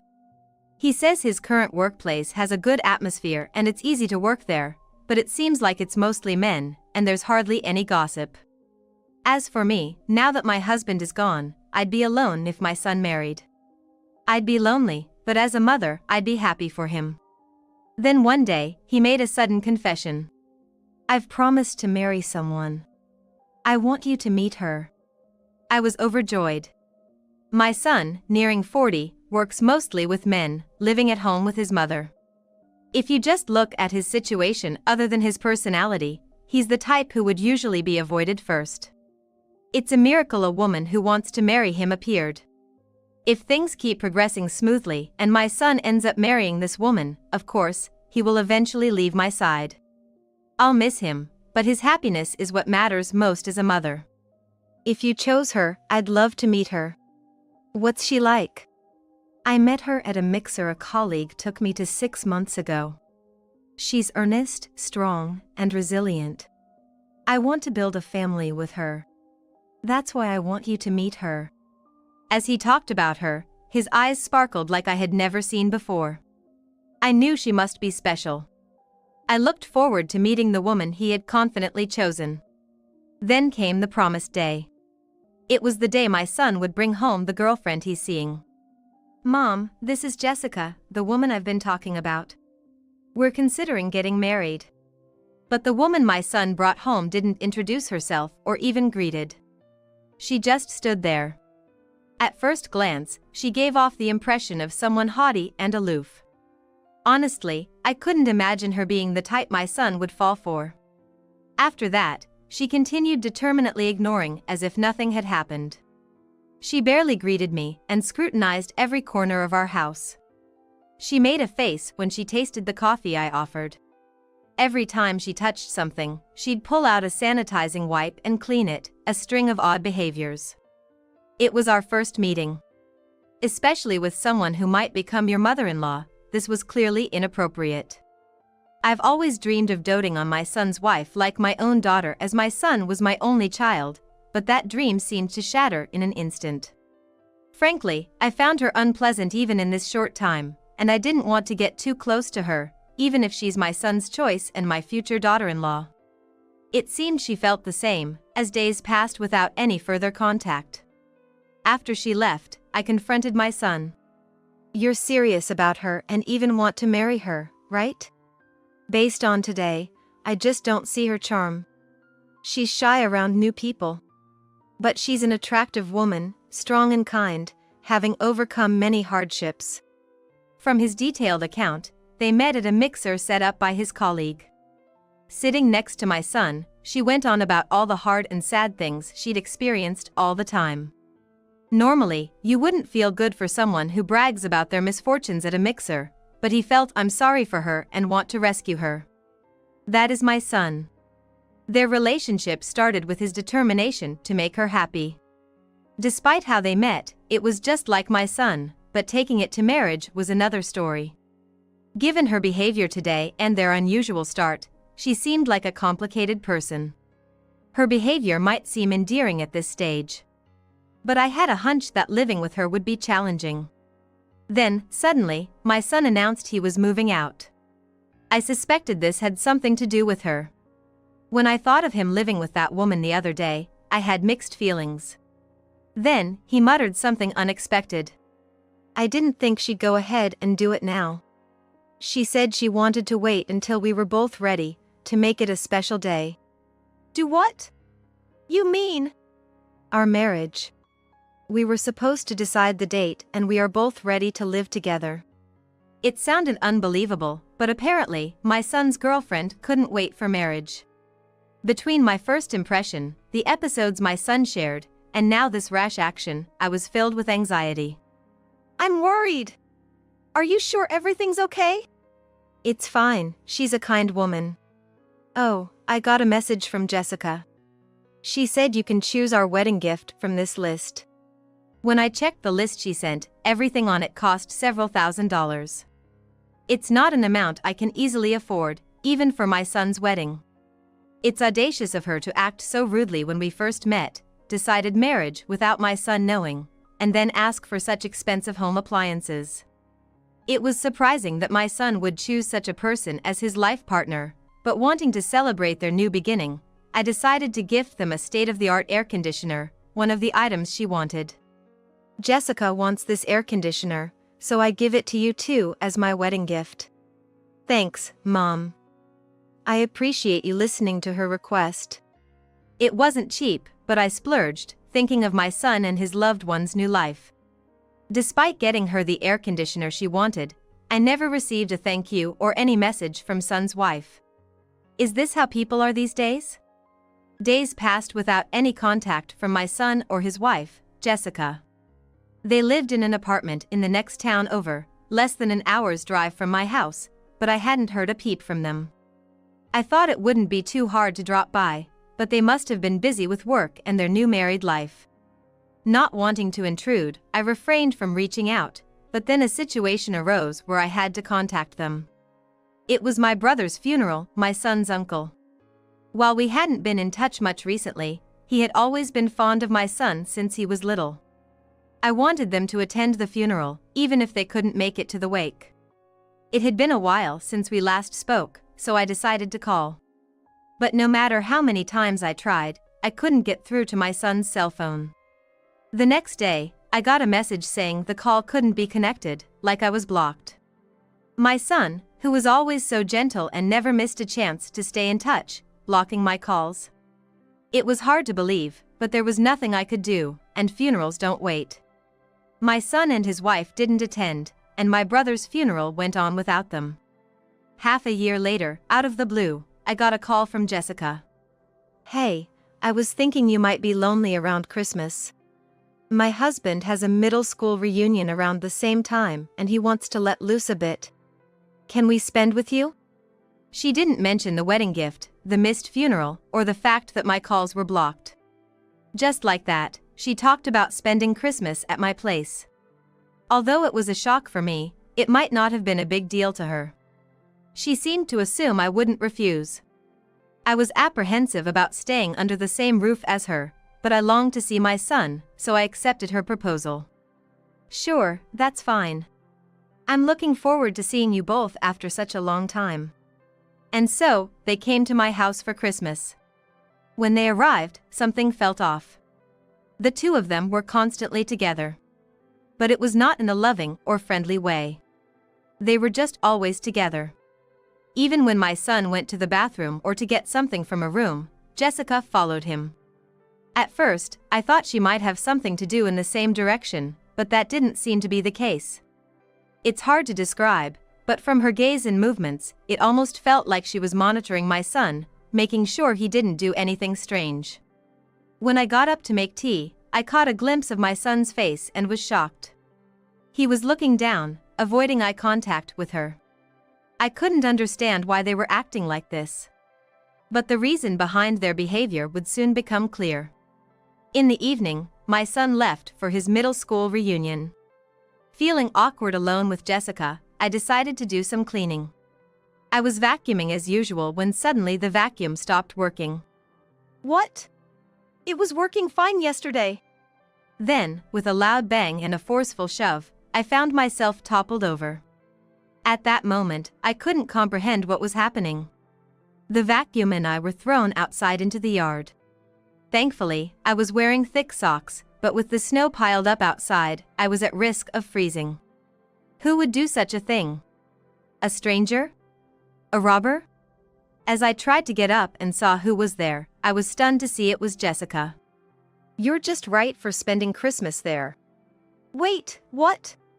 Jessica, do you even realize what you're doing? Shut up, you old hag. I'm looking forward to having fun now that he's not around. It would be the perfect night if it weren't for you getting in the way. Saying this, Jessica started talking on the phone with someone. From the name she was calling, it seemed like she was talking to a man. The way she was sweetly talking in a voice I've never heard her use before made it clear. She was planning to meet her lover. From the bits of conversation I could barely hear, it seemed she was planning to use this house for dating, pretending to be her own house. Indeed, my house is newly renovated, and as a minimalist, I don't have many belongings. But who would have thought that someone would use my mother-in-law's house, where their husband grew up, as a place to cheat, pretending it's their own home? She took advantage of her husband going to a reunion and kicked me, her mother-in-law, out of the house, claiming I was in her way, and even pushed me out into the snowy garden. Well, if that's how it's going to be, I have a plan of my own. I dressed in an old pair of shoes and a coat I found in the storage and set out to fight back. First, I doubted my son knew about this affair. Even my son, who's as gentle as they come, would surely take some action if he knew his beloved wife was cheating so blatantly. I had to contact him immediately and let him see the affair happening in our house. But my calls were blocked on his phone. As I pondered over what to do, I remembered someone. It was a childhood friend of my son. They had been close up to college and continued to meet for meals even after graduating. This friend had inherited a deli from his parents in the local shopping district. I might get some information there. Feeling like clutching even at straws, I went to the deli, only to find his parents there. Probably because he was at the reunion too. I asked them about the location of the reunion. I learned it was at a small tavern in the same shopping district. I rushed there, hoping to spot my son easily in such a small place. Luckily, I saw him returning to the tavern after buying something at a supermarket. I quickly approached him. I'm so glad I found you. Jessica kicked me out of the house. She's planning to spend time there with some man. I overheard her phone conversation. Do you know anything about this? What? Jessica's cheating? No way! Hearing this, my son immediately left the reunion and headed for our house. I offered to go with him, but he insisted it was too dangerous as we don't know what Jessica would do and what kind of person the man might be. I took refuge in a nearby hotel, leaving the matter to my son. The next day, when I returned home, I found Jessica beaten up and lying naked in the garden. Damn it, you old hag! Don't you care about helping your daughter-in-law? I can't even get into the house. What kind of upbringing did you give your son? I couldn't believe my gentle son would beat his wife and leave her in the garden. Entering the house, I found my son drinking coffee. Hey, Jessica was naked in the garden. What happened? I don't know. She was fighting with her affair partner last night. It's none of my business now. She's going to be a stranger to me. When I was taking refuge in a hotel, my son had stormed into the scene where his wife, Jessica, was cheating with her lover. Thinking it would serve as evidence if something happened, he took photos of the lover's face and even recorded the confrontation. I was impressed by his calmness in such a bizarre situation. From the recording, it was clear that the lover, caught off guard by my husband's return, lashed out in anger and even struck Jessica. It seemed like he stripped her of the expensive-looking branded clothes she was wearing, perhaps intending to sell them off. The recording captured everything, even these details. After the lover left, my son was the one who stopped Jessica from entering the house again. I think you understand from the recording, but it's clear Jessica is not remorseful. She said she married me for money, or because I was convenient to use. And to top it off, she keeps saying her lover is her number one. So, I've got a place I need to go to, so I'm leaving Jessica's matters to you, Mom. Leave it to me? What do you mean? I didn't want to let someone like her into our house, so I didn't. If you want to let her in, I won't stop you. With that, my son left. As for me, Jessica has put us through a lot of trouble up to this point. Even though she was likely beaten up by her angry lover, I think it's just desserts for her actions. I don't feel any obligation to help her out, so I decided to just leave her be. I had a pretty good idea of the situation from my son's photos and recordings, but to further clarify things, I decided to check the security camera footage as well. I'm glad I installed these cameras after hearing about a burglary at a relative's house. It was just in case, but it turned out to be a wise decision. It seems that neither Jessica, my son's wife, nor her lover realized that we had security cameras. They were behaving recklessly in someone else's house and even caused trouble. The footage captured by these cameras, coupled with the strange hat seen in the photos my son took, seemed oddly familiar. As I was pondering this, I noticed a commotion outside. The sound of the doorbell rang, and someone had come to visit. When I opened the door, there stood a police officer. It appeared that Jessica, playing the victim, had cried to the neighbors. Someone had reported to the police about an injured, naked woman in the garden. I'm sorry for the disturbance.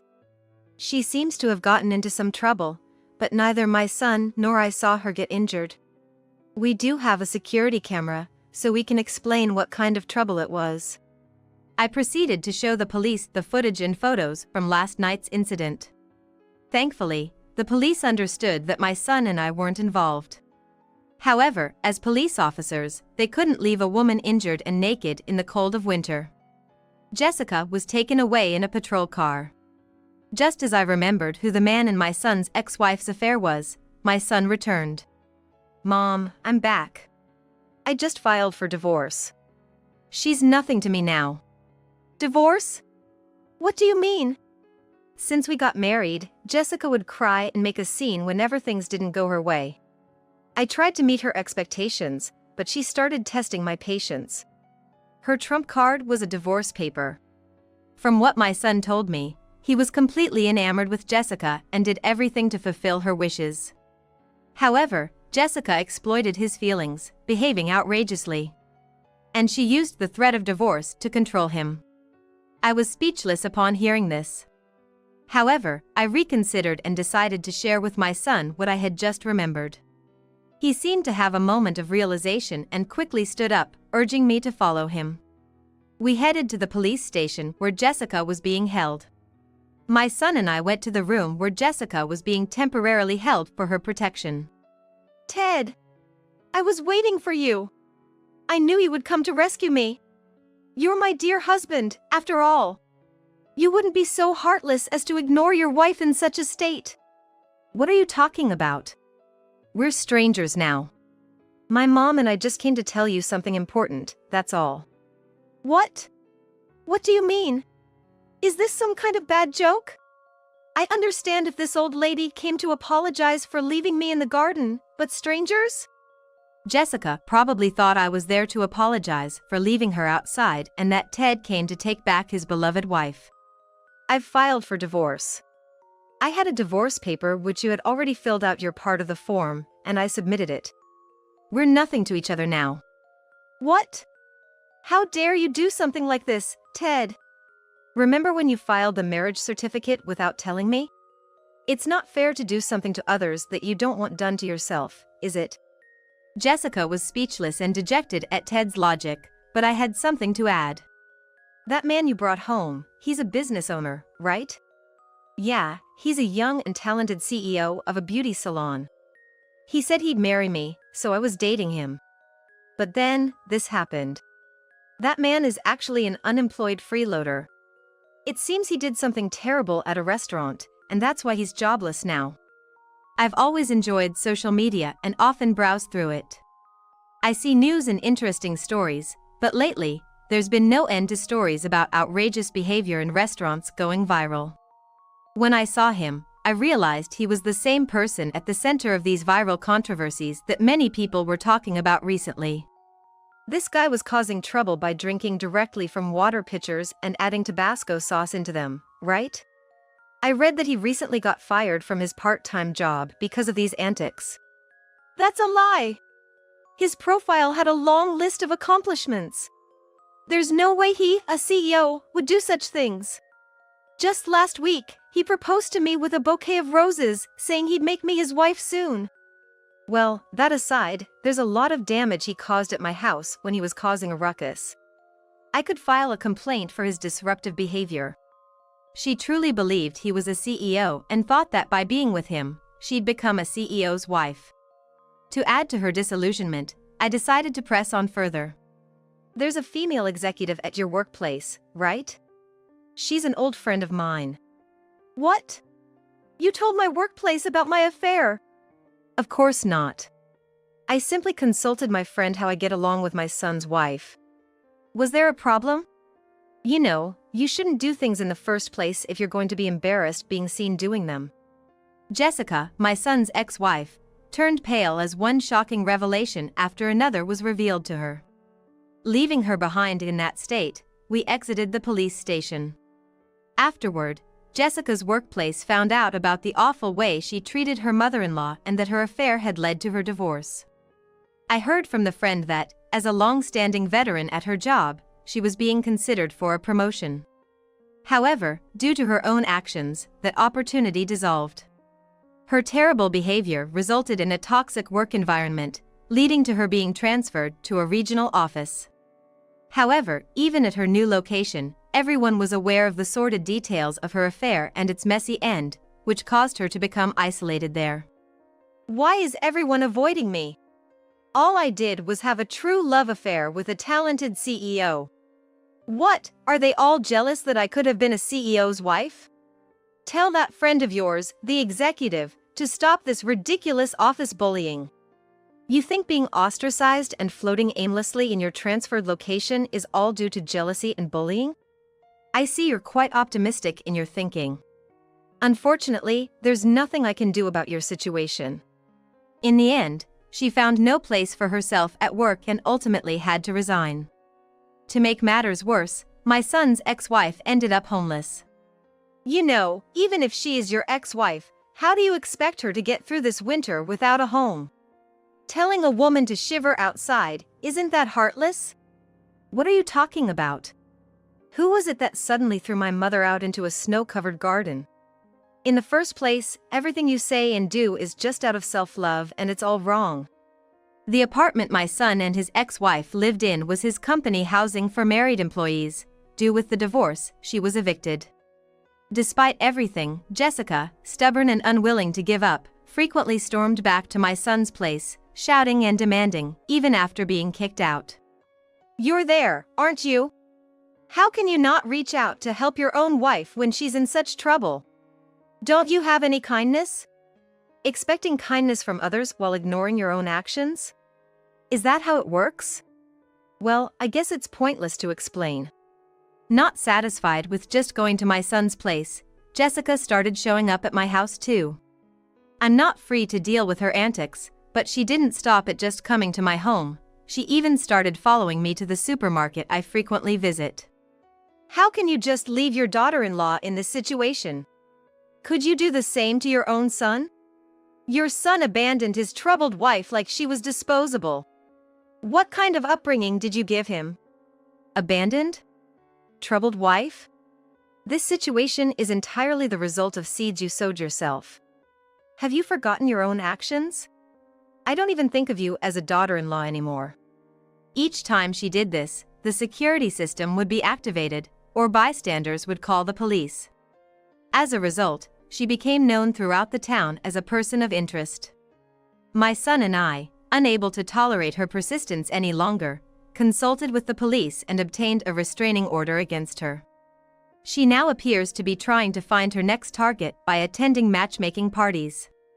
However, with no money, no job, and unable to present herself well, she's often turned away at the entrance. She's become somewhat of a notorious figure in certain circles for disrupting these events, making marriage unlikely for her. Finally, the relentless assaults from my son's ex-wife have ceased, and we are living in peace. Mom, back then, I was out of my mind with all the things Jessica was saying to me. She cut me off from contacting home and screamed at me all day. But I've finally woken up. I'm really sorry for everything. Since then, my son and I have been living together again. Whether he remarries or continues to stay with me, I'll be happy as long as he maintains his kindness and treats others well. Hey, it seems like the baby wants to say something, said my 8-year-old niece, glancing at my son's face. What? That's nonsense. Babies can't talk. My son laughed off what he thought was child's play. But my sister and I were startled and looked at my niece. The grandson blinked his big eyes several times and looked up at me and my sister as if he had something he wanted to convey. It's true, I can hear this child's voice. My niece insisted, tearfully staring at my son as if conveying the baby's words was her mission, even if my son mocked her.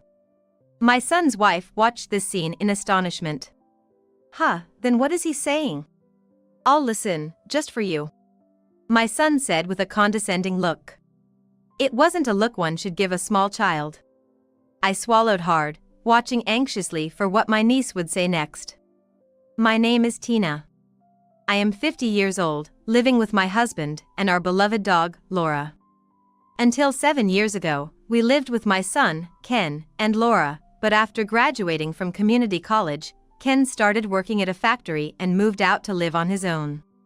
Ken was always rebellious, often not listening to what we said. No matter how much my strict husband warned him, he wouldn't listen, and there were times he got into trouble with the police.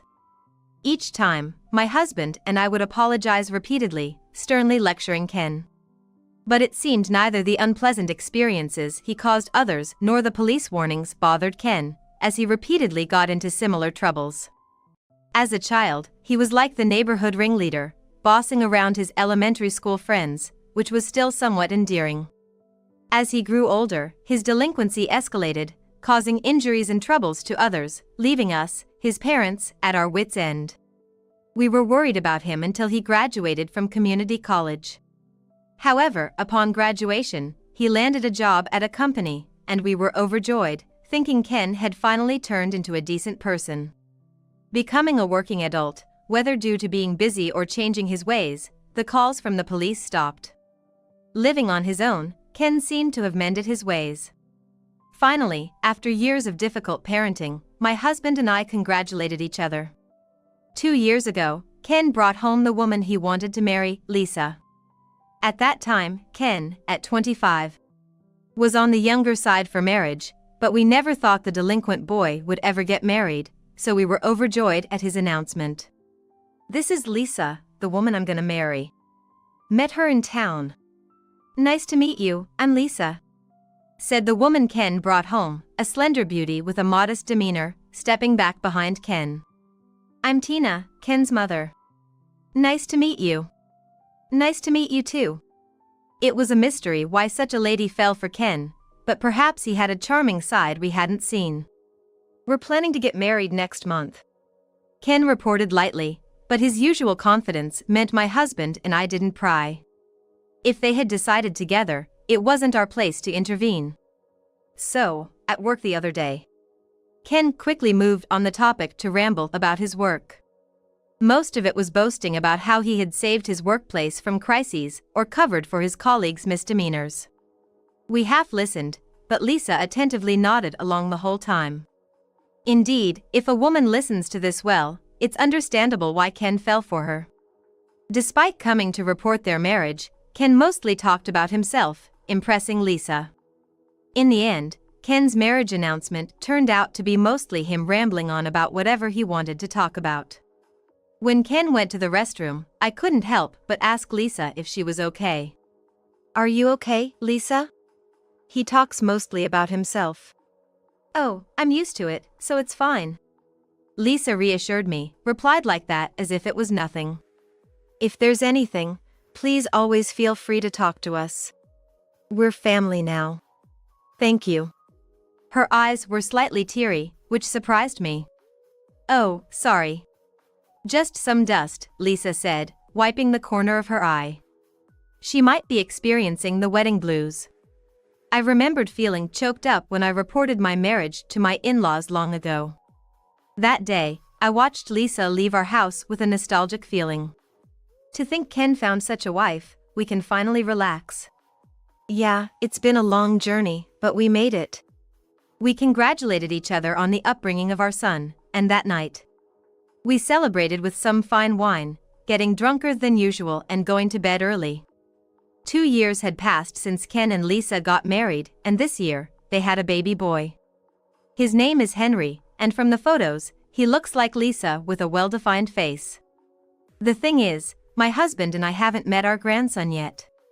Even when we contacted Ken to let us see the grandson, he'd say, "I've been busy lately," or "Lisa doesn't like it," and hardly agreed.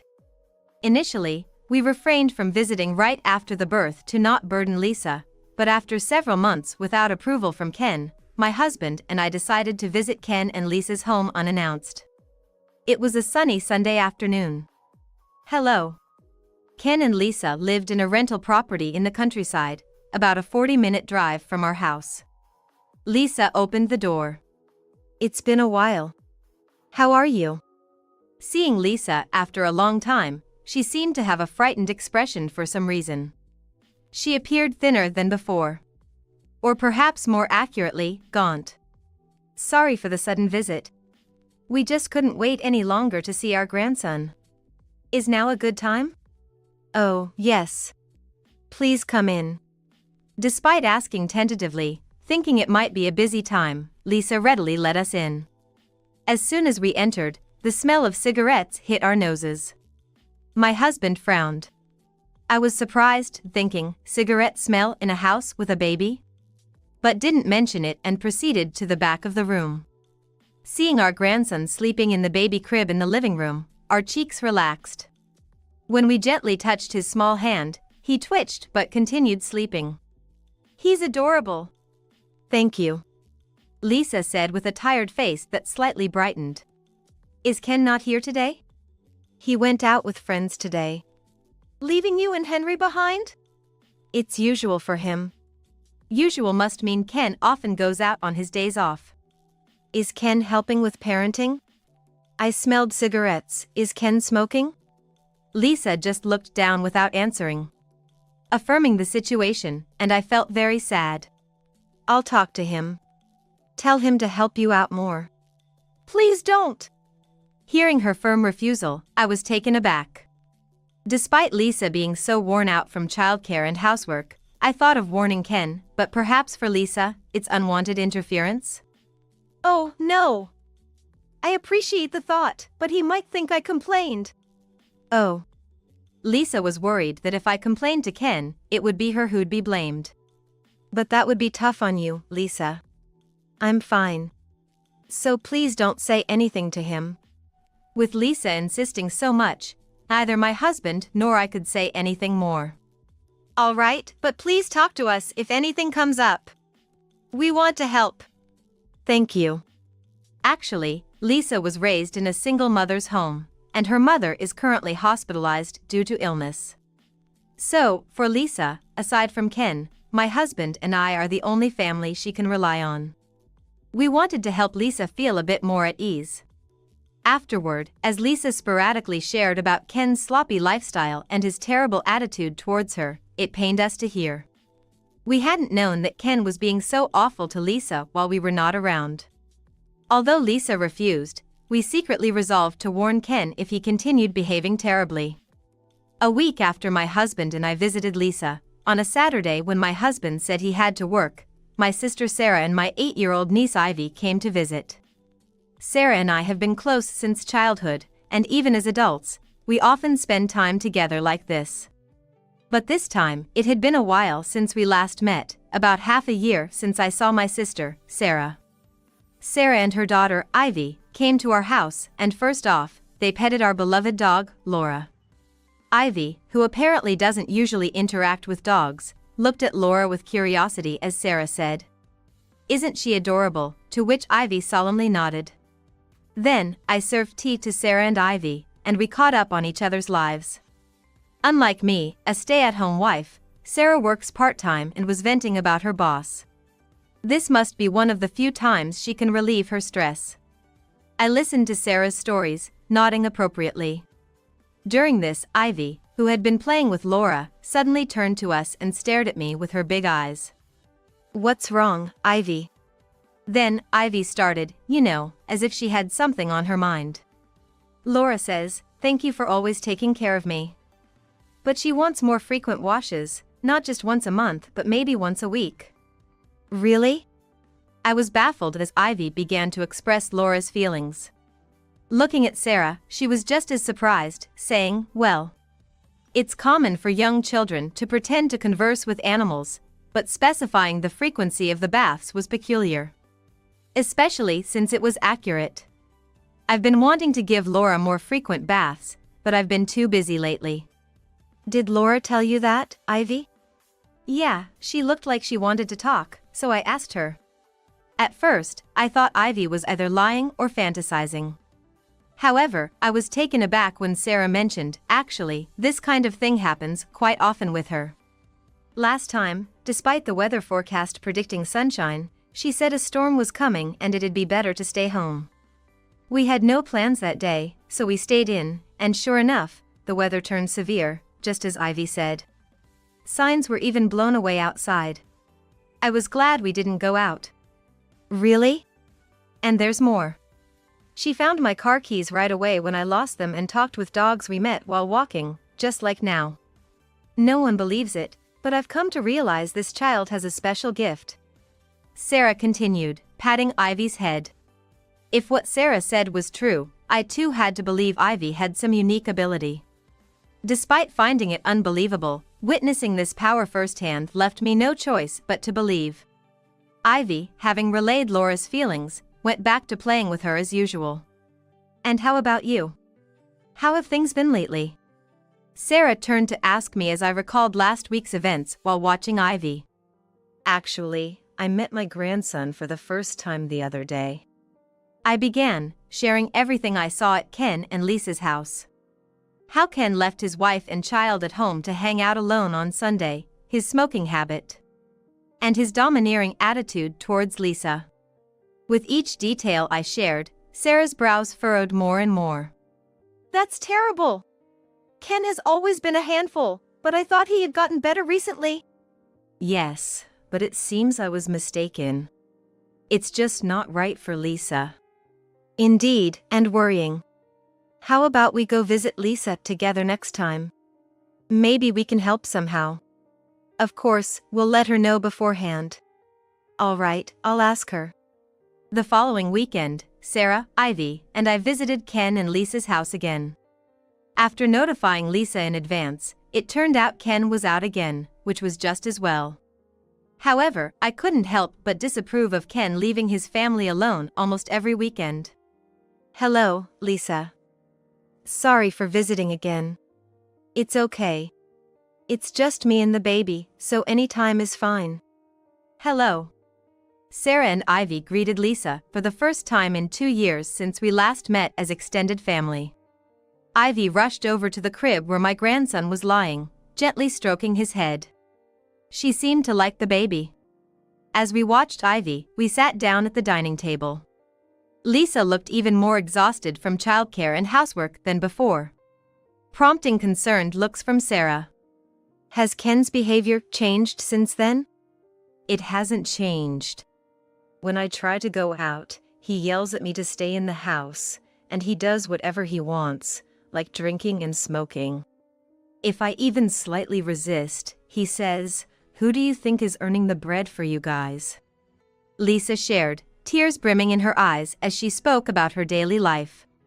Sarah offered Lisa a handkerchief. "Are you okay? I can't believe it. Makes me want to do something about it." I was so angry at Ken's appalling behavior that I couldn't stand it. "It would be nice if we could find something on him, something that could get the police involved," Sarah muttered. Hearing this, Lisa gasped. "It's not about the police, but lately, we've had debt collectors come to our house. Since my husband wasn't home, I told them they must have the wrong person, but they said, 'This is Ken's house, right?'" "Really? That happened? It's hard to ask, but Lisa, do you have debts?" "No, I have no idea about any debts. This house is rented, and we don't have any loans." Sarah and I exchanged looks, wondering what was going on.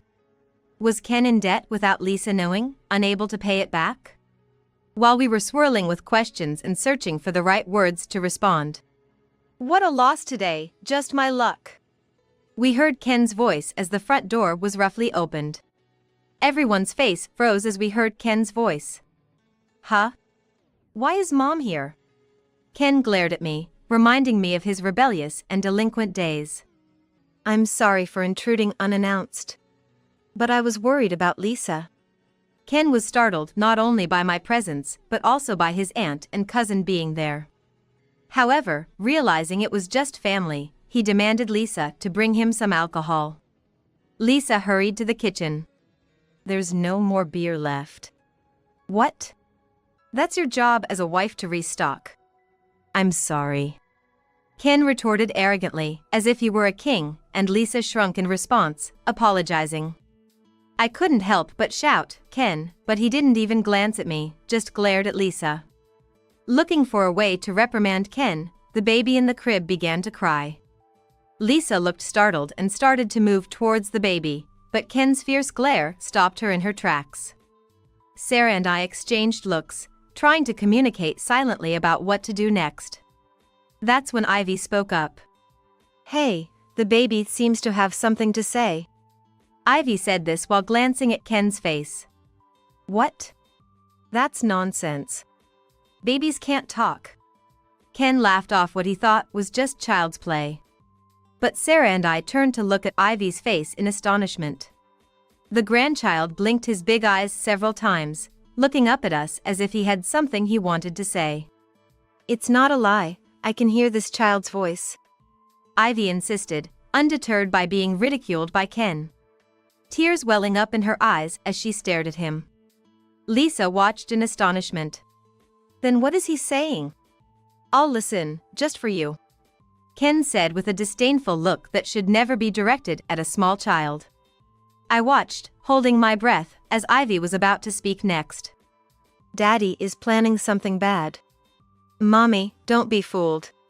For a moment, Ken's shoulder twitched at Ivy's words. Lisa looked shocked. Sarah and I immediately understood that Ivy was about to use her mysterious ability again. "What do you mean, Ivy?" I urged her to elaborate. Ivy took a breath before continuing. "Daddy has been writing secrets in a notebook and always hides it behind the bookshelf. Also, I love Mommy. Daddy is scary, and he's crying." Then Ivy walked over to the living room's bookshelf, pulled out a few books, and found a small notebook hidden behind them, handing it to Sarah. "Here it is." Seeing the small notebook, Ken's face turned pale. Sarah, gauging the reactions of Ken and Lisa, opened the notebook. "This is a life insurance policy. Oh, the insured is Lisa, and Ken is the beneficiary." There's even a contract attached.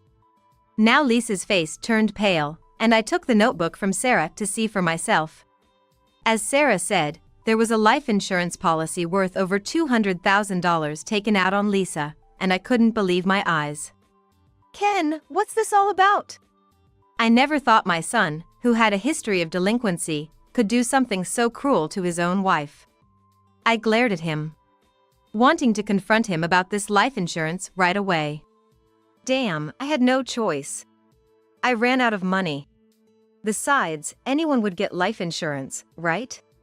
It's not like I was planning to do anything to Lisa. Ken rattled off excuses as if trying to justify himself. The fact he mentioned not having money was corroborated by the debt story I heard from Lisa. It was clear where the money had gone, considering how he leaves his wife and child to hang out every day. Probably wasted it on some frivolous activities. Insurance is usually something you get for yourself, right? Taking out a life insurance policy on Lisa without her knowing and acting ignorant about it is just wrong. My logical point left Ken at a loss for words. Then, Ivy spoke up again, adding fuel to the fire. The baby told me. Daddy's been mumbling to himself that he got fired from his job for stealing money from the company. And he's planning to do something bad to Mommy to get money. What? I exclaimed, shocked by her words. Fired from his job? Then what had he been doing all this time during weekdays? Lisa, too, stared at Ken in disbelief. What are you talking about? You don't have any proof. Ken spat back at Ivy. I stepped in front of Ivy, unleashing all the anger I had been holding back. Proof? Ivy just told you everything.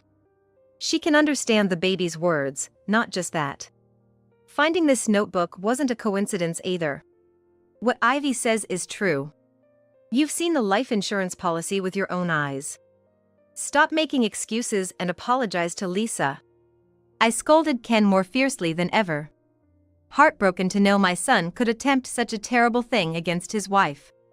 Ken, who had boasted about covering for his subordinates' misconduct, was actually the one causing trouble. It was disheartening and made me feel nauseous to think my own son could sink so low. What the hell?